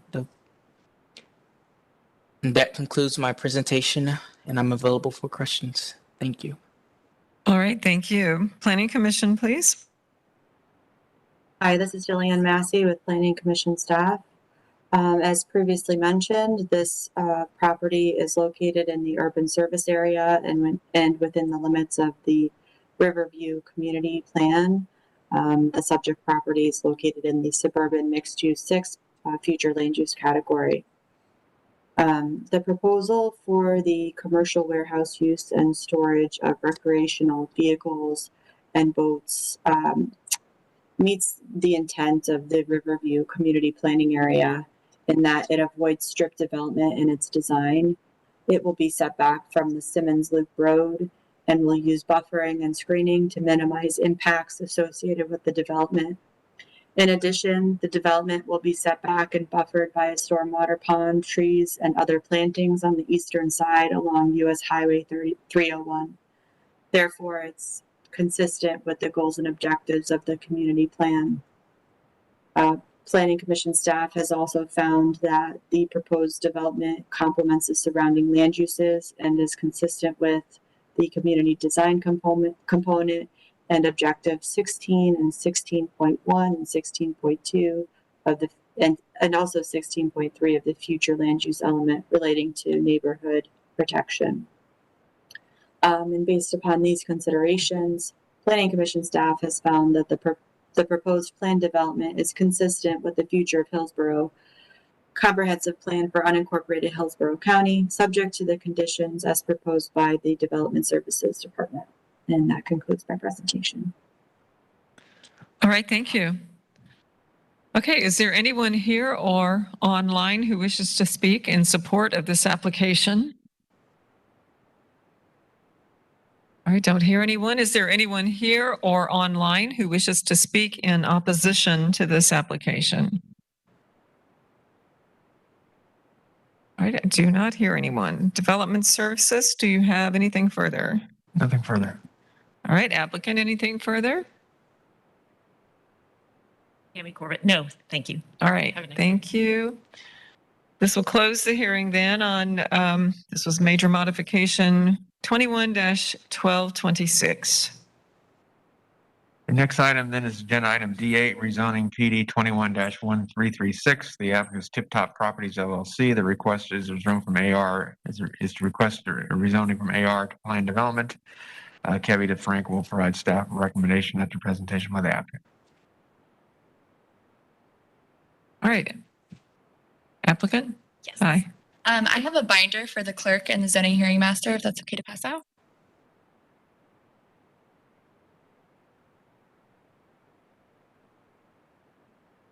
Yeah.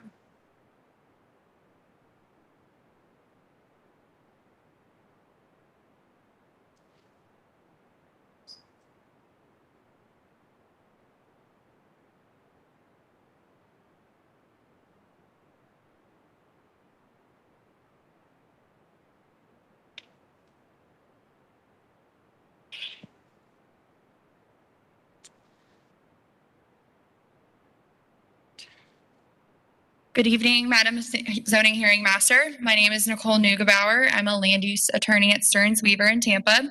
My address is 401 East Jackson Street for the record. I'm here today representing Tip Top Properties on a rezoning request in Thenodisassa. Next slide. The property is approximately 118.3 acres in Thenodisassa. It is west of County Road 579 and north of Joe Ebert Road. Next slide. This request is to rezone to a planned development for 47 single-family units. The zoning is currently agricultural rural, and the future land use is agricultural estate. This property is within the rural service area, and the request does not seek to expand the urban service area. The homes will use well and septic. Next slide. The current use of the property is a borrow pit with valid operating permits. Those operating permits are set to expire in September 2025. Surrounding the property to the north are single-family homes. To the south, there is a Chico transmission line and then another borrow pit. However, that borrow pit has already been approved for a residential subdivision. To the east is the Florida Gas Transmission Company building, and to the west is a 40-acre pasture. Next slide. Here is a graphic of our revised site plan. As you can see, there is a proposed access to the east and to the south, and then there will be a stub out to the west and to the north for future development. Right now, both lots that the stub out would connect to are vacant, but in the event that they are developed, that stub out would be provided. There you can also see a equestrian trail surrounding the property. There is one that's 75 feet to the east, west, and south, and then it's approximately 200 feet to the north. Next slide. Today's request is to rezone to PD to allow 47 single-family units. This would be a density of approximately 0.4 units per acre.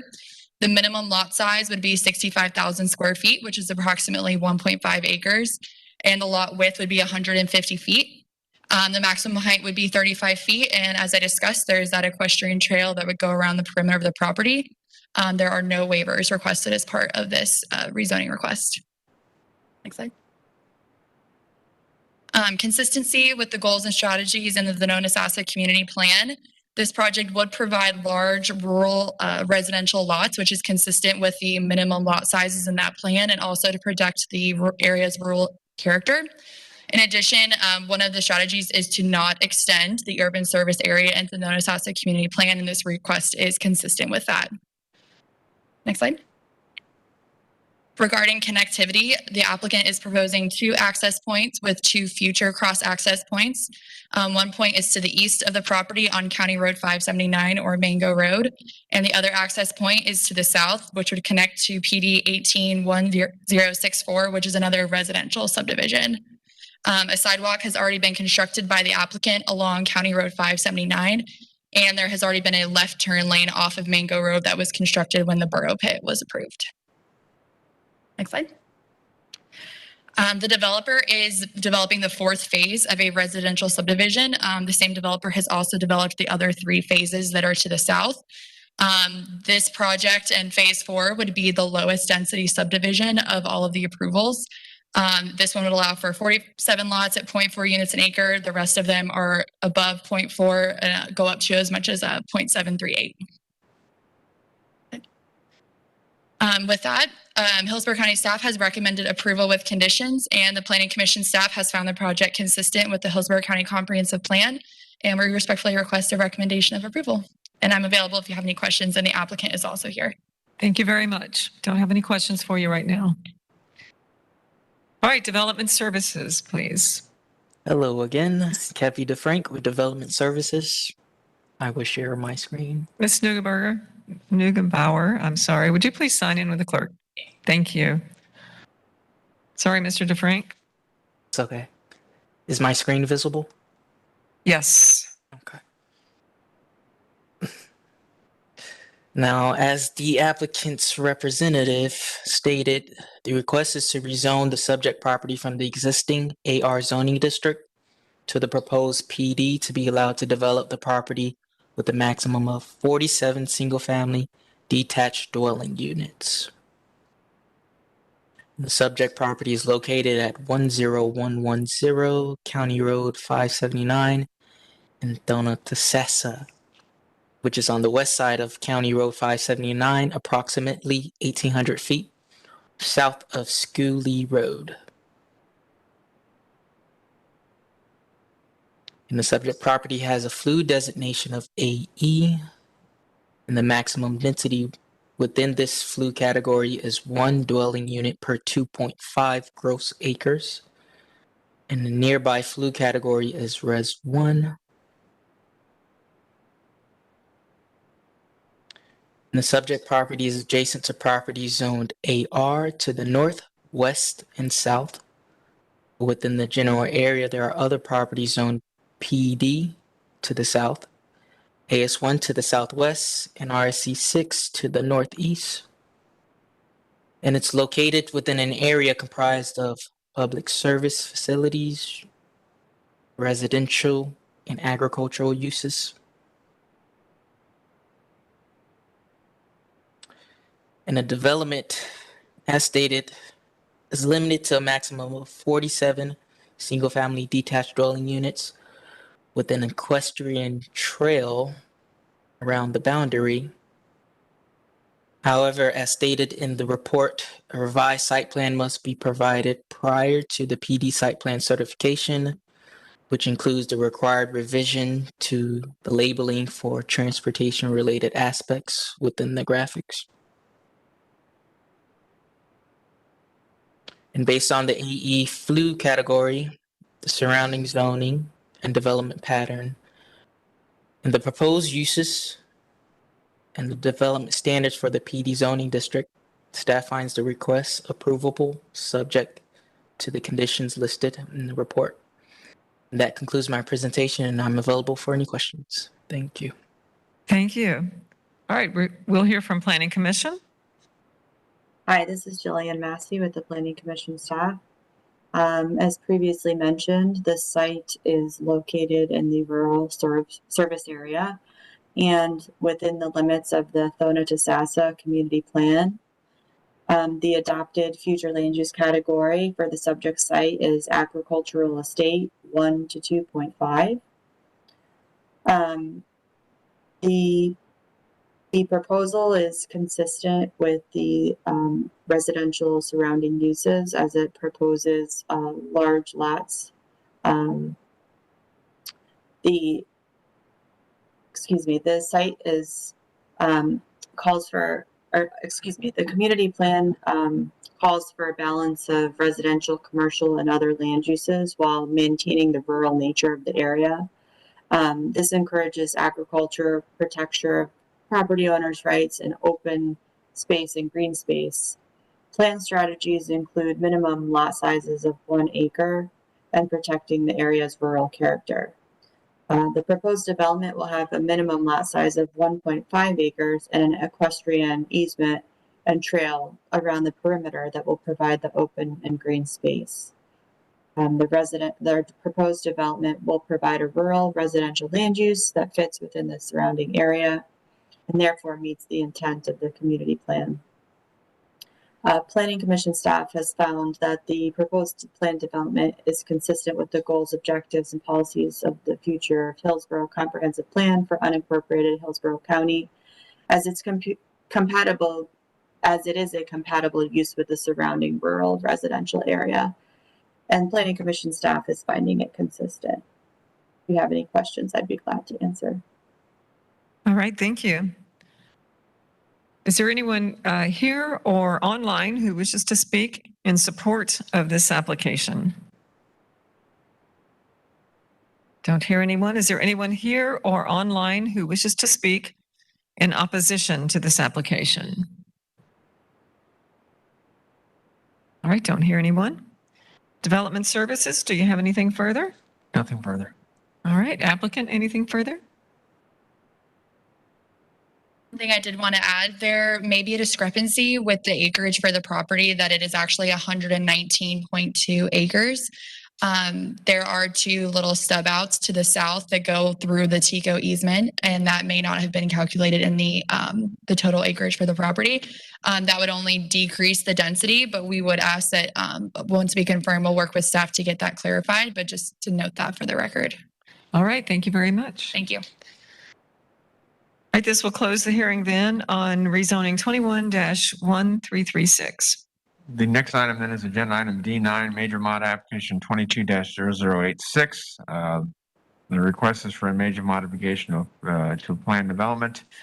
Sam Ball with county staff will provide staff recommendation of the presentation by the applicant. I would note for the record that we do need to make a revision to, there's a condition regarding water availability and limiting development permits until such time as a couple of CIP projects are developed.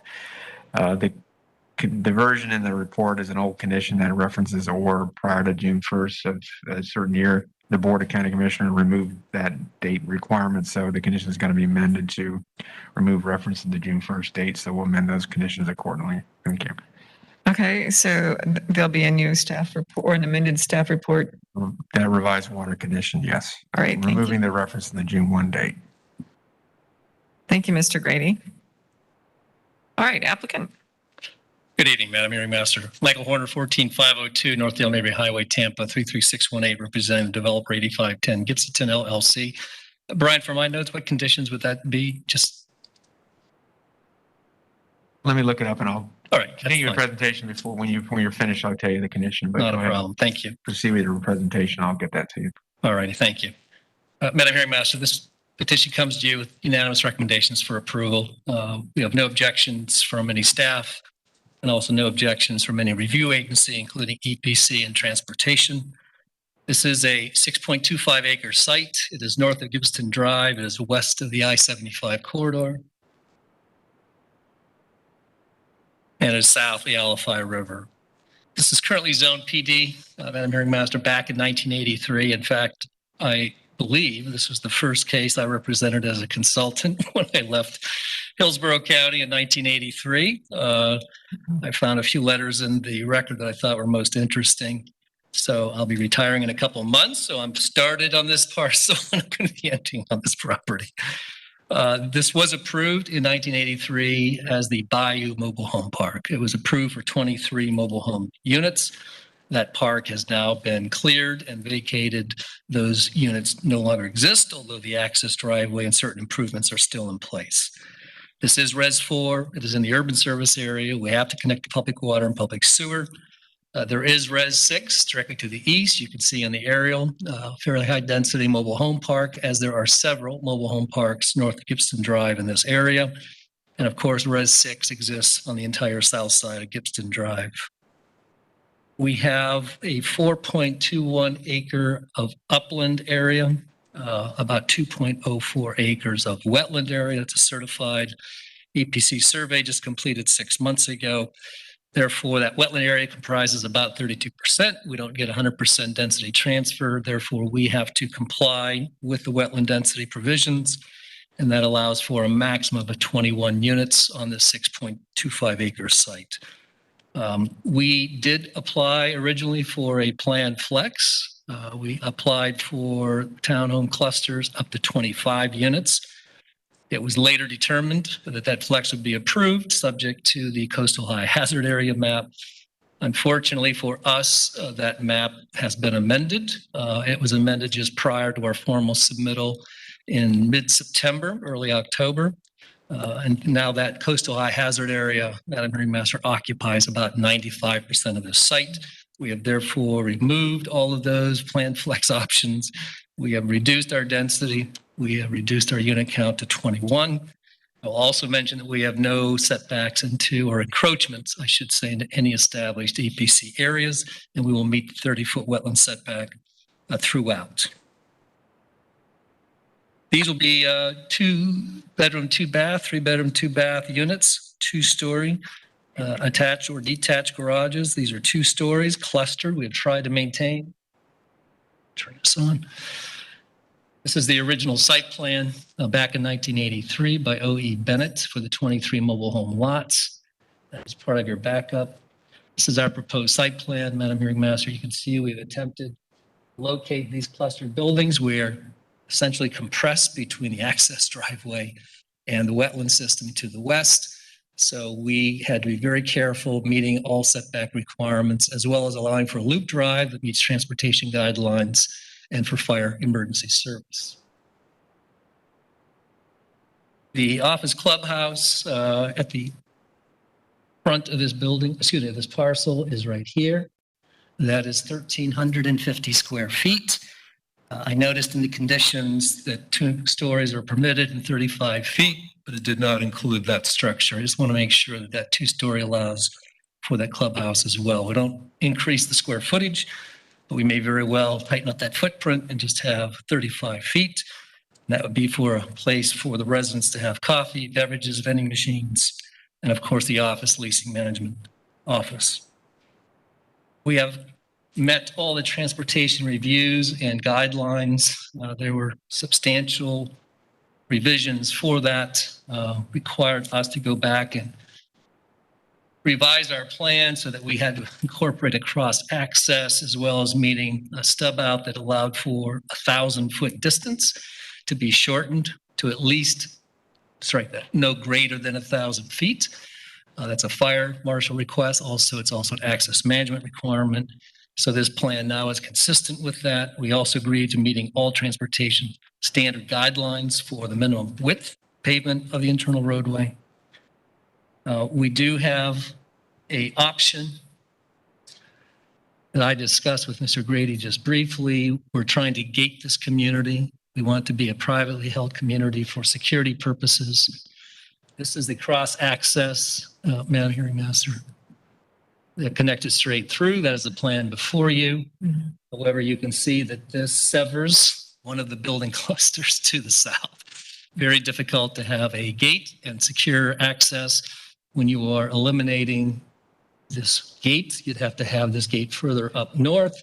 And then, of course, a turnaround for the people that don't want to enter the community and they need a turn-on area. So we just did a quick option that I'll submit into the record.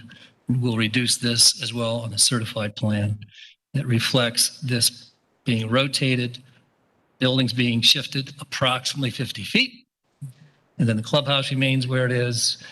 Gating access can be provided, and then this permits the turnaround as well. So no major change, no increase in density, no increase in setbacks, just allowing for gating as an option.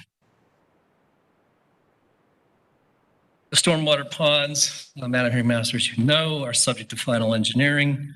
We do have a high water table out here, so these ponds are going to be fairly shallow. So that plan is going to be subject to change until we do the actual drainage calcs. We believe that we will have sufficient stormwater runoff for the impervious surface. Condition 4, Brian, you let me know, but it shows 35 feet, 2 stories are permitted. I don't know if we need to add including leasing office clubhouse, just to make sure that provision applies to all structures, not just the townhomes. We have no variations, Madam Hearing Master. We have no waivers. We did file for an administrative variance. Mr. Steve Henry of Langston Associates filed this to Mr. Michael Williams. It was deemed approvable only because of a deficiency on bike lanes. There are no bike lanes out here. Kidston Drive is in good condition. It meets all other requirements. Therefore, Mr. Williams has recommended approval of this. I'm not going to belabor this point. I don't have Mr. Henry's testimony, but I will file the entire design exception, administrative variance, along with Mr. Williams' email to us. I don't believe we have any opposition. I don't believe we have any objections. We meet all the other conditions. We challenge no other issues on this site. We appreciate staff working with us. And that concludes my presentation. Happy to answer any questions. All right. Thank you, Mr. Horner. For the record, the water condition that will be amended is condition 20. And again, the reference to or until June 1st, 2022, whichever comes first, will be removed from that condition.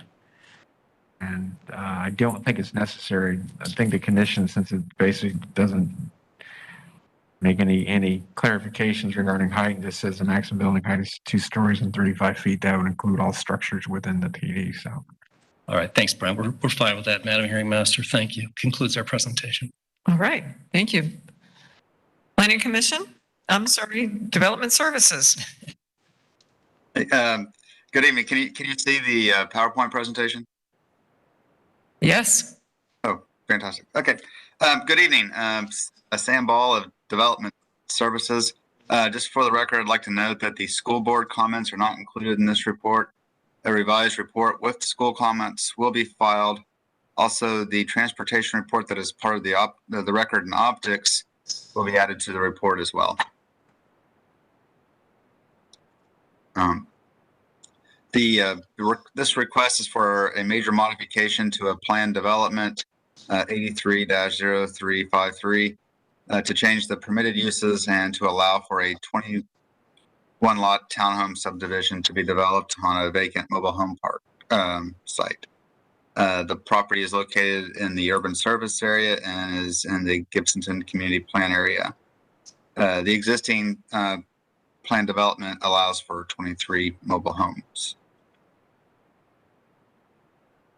The site is within the residential for future land use classification, which allows up to 4 dwellings per gross acre and a 0.25 floor area ratio for non-residential uses. Typical uses for residential 4 include residential, suburban scale neighborhood commercial, office uses, multi-purpose projects, and any non-residential uses have to meet locational criteria for specific land uses. The uses within the surrounding area are residential. The property to the east is a planned development to allow for 181 mobile homes. The adjoining parcel on the southwest corner is part of the original PD and is owned by the county. The property to the south of Gibsonton Drive is zoned AS1 and is developed for single family. The property to the west is zoned RSC6 and is developed as single family residential. The property abuts the Alafai River to the north. The homes within the area are a mix of mobile homes and conventionally built houses. As proposed, the project will be built out by replacing the 23 mobile home lots with 23 townhome lots under the RMC6 height, bulk, and placement standards. As we discussed earlier, the townhomes and the main leasing office would be limited 2 stories and 35 feet. The buildings will be spaced 10 feet apart. The project will also include the 1,350 square foot sales and leasing office, a recreation area with a tot lot, a dog walk, trails, and a gazebo. A 30-foot buffer from the out parcel will be required, as well as a 15-foot scenic corridor buffer along Gibsonton Drive, and then a 6-foot vehicle use area buffer to the east. If the major mod is approved, the county engineer will approve a section 60402 administrative variance to waive the Gibsonton Drive substandard road improvements required by section 6.0403L of the LDC. Based on the above consideration, staff finds the proposed major modification compatible with existing uses, zoning districts, and development pattern in the area. Staff recommends approval of the request subject to the conditions. That concludes my report. I'm available for any questions. All right, thank you. Planning Commission? Hi, this is Jillian Massey with Planning Commission staff. As mentioned earlier, the subject property is located in the urban service area and within the limits of the Gibsonton Community Plan. The subject property is also the property is located in the residential 4 future land use category. The site's surrounded by predominantly single-family lots and mobile home parks. The application is consistent with Objective 16 and Policies 16.2 and 16.3 relating to neighborhood compatibility and protection. The request is consistent with Goal 2 of the Gibsonton Community Plan, as the proposal is revitalizing an older residential area, replacing a previous mobile home park, and incorporating new single-family and rental units, offering a range of housing choices. Overall, staff finds that the proposed use and density would facilitate growth within the urban service area, supports the vision of the community plan. The major mod would allow for residential development that's consistent with the goals, objectives, and policies of the future of our future land use element of the future of unincorporated Hillsborough County comprehensive plan for unincorporated Hillsborough County. The request is compatible with the existing development pattern found within the surrounding area, and therefore Planning Commission staff is finding the proposal consistent with the comprehensive plan, subject to the conditions proposed by the Department of Development Services. And that concludes my presentation. Okay, thank you. All right, is there anyone here or online who wishes to speak in support of this application? Don't see anyone. Is there anyone here or online who wishes to speak in opposition to this application? All right, no one. Development Services, anything additional? Nothing further. All right, applicant? Thank you. I would just note the out parcel at the south end of the site is a retention pond. Okay. We're not sure why Hillsborough County Transportation required a cross access, any 30-foot buffer to that, but we didn't file any reduction to that, and we provided both of those on our plan. Thank you. All right, thank you. This will close the hearing then on Major Mod 22-0086.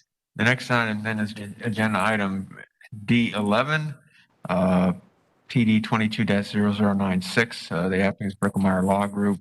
The request is rezoned from PD and CG to planned development. Kevin DeFrank will provide staff recommendation after presentation by the applicant. Good evening. Can you all hear me? Yes. Good. This is Clayton Bricklemeyer Law Group, here representing the applicant. 4427 West Kennedy, sorry. It's late, and I think that Kevy's going to do a really good job with his presentation. So I would just say that we are happy with the staff report and the Planning Commission report and the conditions that are in those reports, and that I am available for questions. Okay, thank you. Have no questions for you right now. Development Services? Hello again, Kevy DeFrank with Development Services.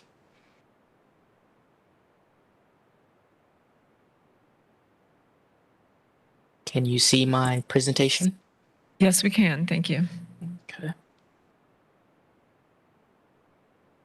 So for this case, the applicant is requesting to rezone the subject property from the existing PD-C 91-0159 and CG zoning districts to the proposed PD to be allowed manufacturing zoning district uses on the subject property. And the subject property is located at 6415 South 41 Highway in Ruskin, which is on the north side of South 41 Highway, south of Valroy Road. And the property has a FLU designation of LI-P. And the maximum FAR within the LI-P FLU category is 0.75. And the nearby FLU category is AR.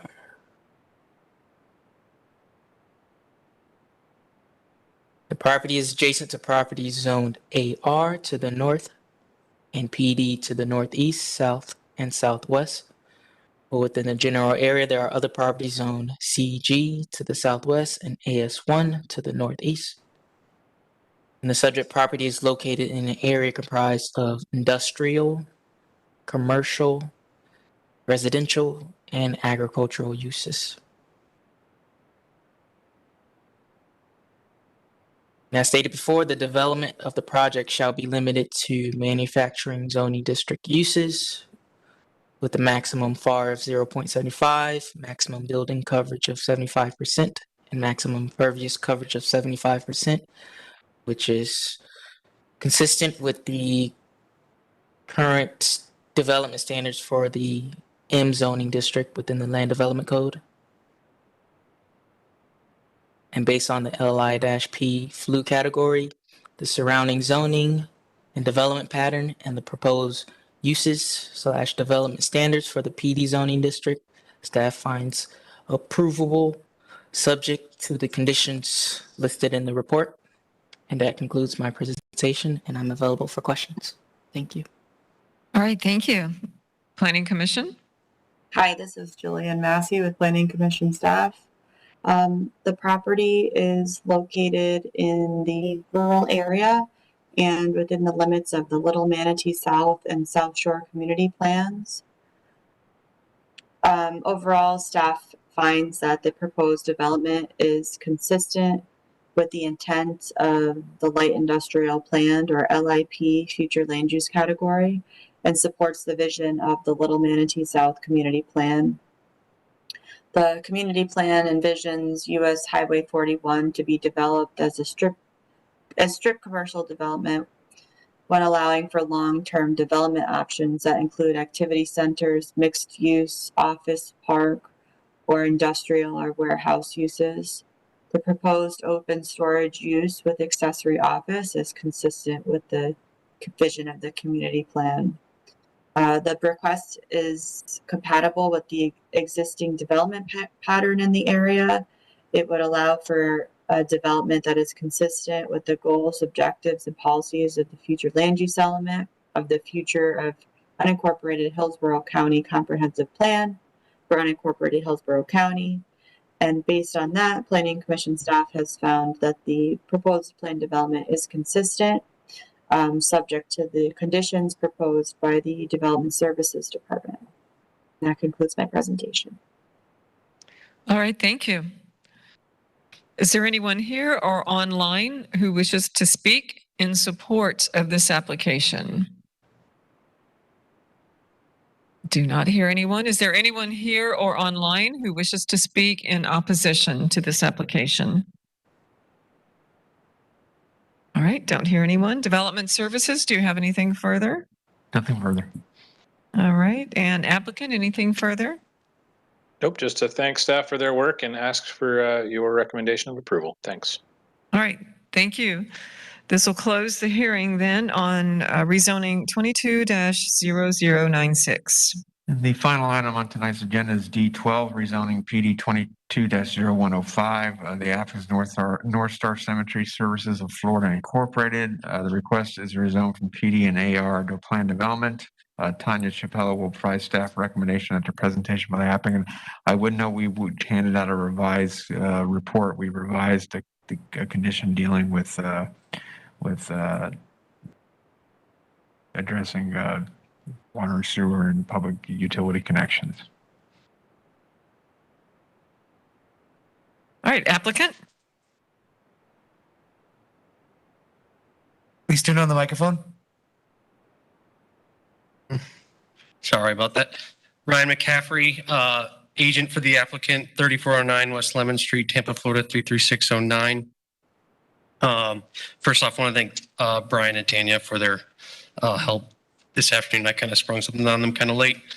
As you can see over here, effectively this application is to reorient and slightly expand a PD approved in 1989. Application would have been 89-0001. Since the original PD approval, US 301 has since been expanded, and the access points, the western access point has since changed, and based on FDOT's roadway widening. There's no other real proposed changes to the previously approved conditions except for the ones that Brian and Tanya revised this afternoon. That would be condition 6 and 7, which had to deal with water and sewer connection obligations.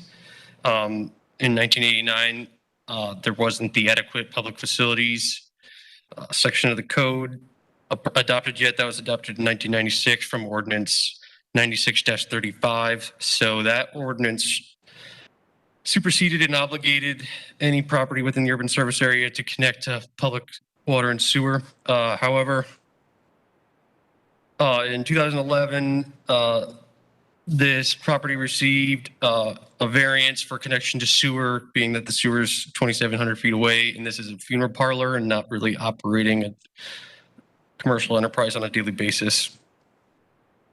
Access will be via US 301.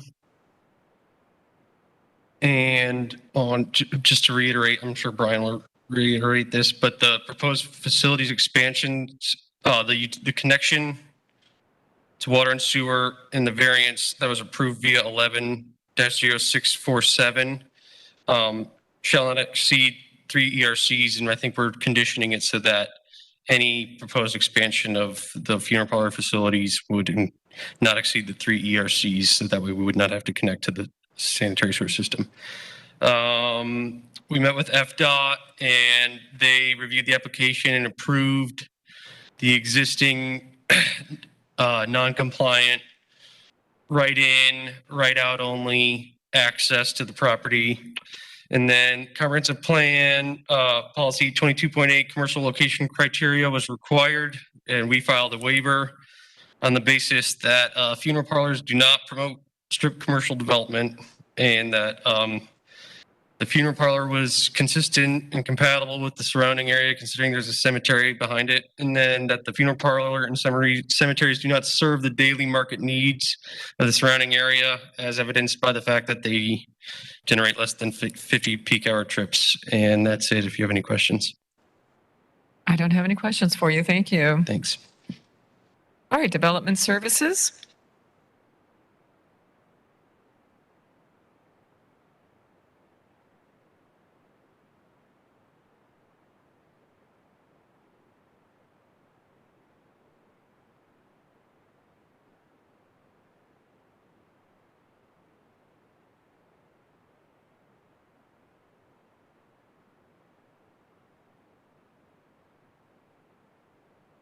She here?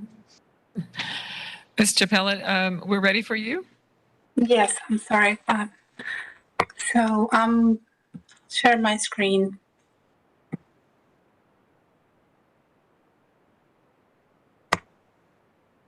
Are you able to see my presentation? Yes, ma'am. Thank you. So my name is Tanya Chappella, Development Services. This application is 220105, a plan development. So for the record, the staff report was revised to amend condition of approval number 3, memorializing an approved variance for a third ERC in the urban service area. The applicant seeks to rezone a 0.24 acres property zone AR to allow an additional area to the existing PD and to accommodate a detached funeral parlor building. The property is in the urban service area in Notasasa. The site is within the Res 6 future land use, which allows low residential densities and a maximum floor area ratio of 0.25 for non-residential development. Surrounding areas have similar future land uses. The proposed PD area accommodates the funeral parlor buildings of an existing cemetery property, which is otherwise zone AR. So we have a small portion of the site, which is zone PD, and is expanding towards the north, northeast, and the rest of the site is a standard zoning AR. So the surrounding area outside the site is AR, CM, BPO, and RMC 12 and RDC 12. Mainly developed with single-family residential development and commercial uses. The existing zoning PD permits a total of 8,000 square feet for a funeral parlor, and no additional gross floor area has been proposed. The applicant is also requesting to waive and to decrease a buffer and screening requirement from 20 feet type B to 0 feet and no screening along the south, west, and east PD boundaries. And this variation was previously approved by the PD condition number 3. So that will be 890001, the existing PD. The proposed uses are comparable to the current funeral parlor. The proposed FAR is under the approved maximum FAR allowable in the PD and is significantly under the 0.25 Res 4 comprehensive plan category future land use. Staff finds the request variation is approvable. The proposed removal of the required buffers and screening will not create a significant change in the visual character. And also for the transportation staff, since no additional entitlements are being proposed and there will be no additional impact on the adjacent transportation network. So given the above, we find the proposed additional PD area and building footprint to be compatible with the surrounding properties and in keeping the general development pattern of the area. So this concludes my presentation. Available if you have questions. All right, thank you. Planning Commission. Hi, this is Jillian Massey with Planning Commission staff. As mentioned previously, the subject property is within the urban service area and within the limits of the Notasasa community plan. It's also designated as residential 4 on the future land use map. As the applicant stated, the property does not meet commercial locational criteria, and they submitted a waiver for review. And based on their description and narrative, Planning Commission staff recommends that the waiver is granted. Planning Commission staff also found that the application is consistent with Objective 16 and its associated policies in the future land use element relating to neighborhood protection and compatibility. The request is consistent with the Thona-Tisassa Community Plan, as the proposal is expanding a use that currently supports the community. The plan envisions that the community will provide improved yet affordable infrastructure and a balance of residential, commercial, and other land uses while maintaining the rural nature of the Thona-Tisassa area. The proposal is designed in a way that maintains the rural nature of the property and is within the requirements for building coverage. The site will provide landscape buffers and other design techniques that will transition the use to the surrounding properties. Overall, staff found that the proposed use and intensity would facilitate growth within the urban service area and supports the vision of the community plan. The proposed plan development would allow for the expansion of an existing use that's consistent with the goals, objectives, and policies of the future land use element of the future of unincorporated Hillsborough County Comprehensive Plan for unincorporated Hillsborough County.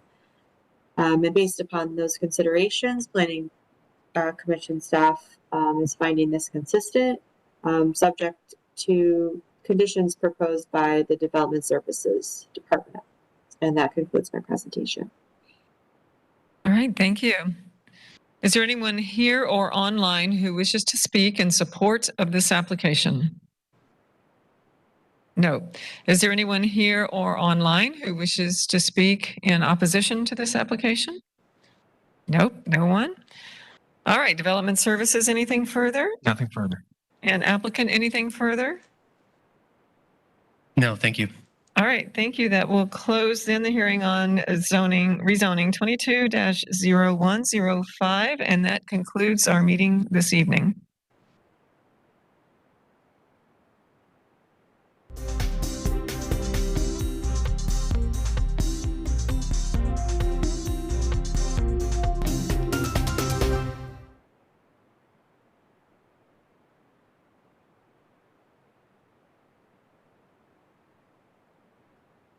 Good job, Dan.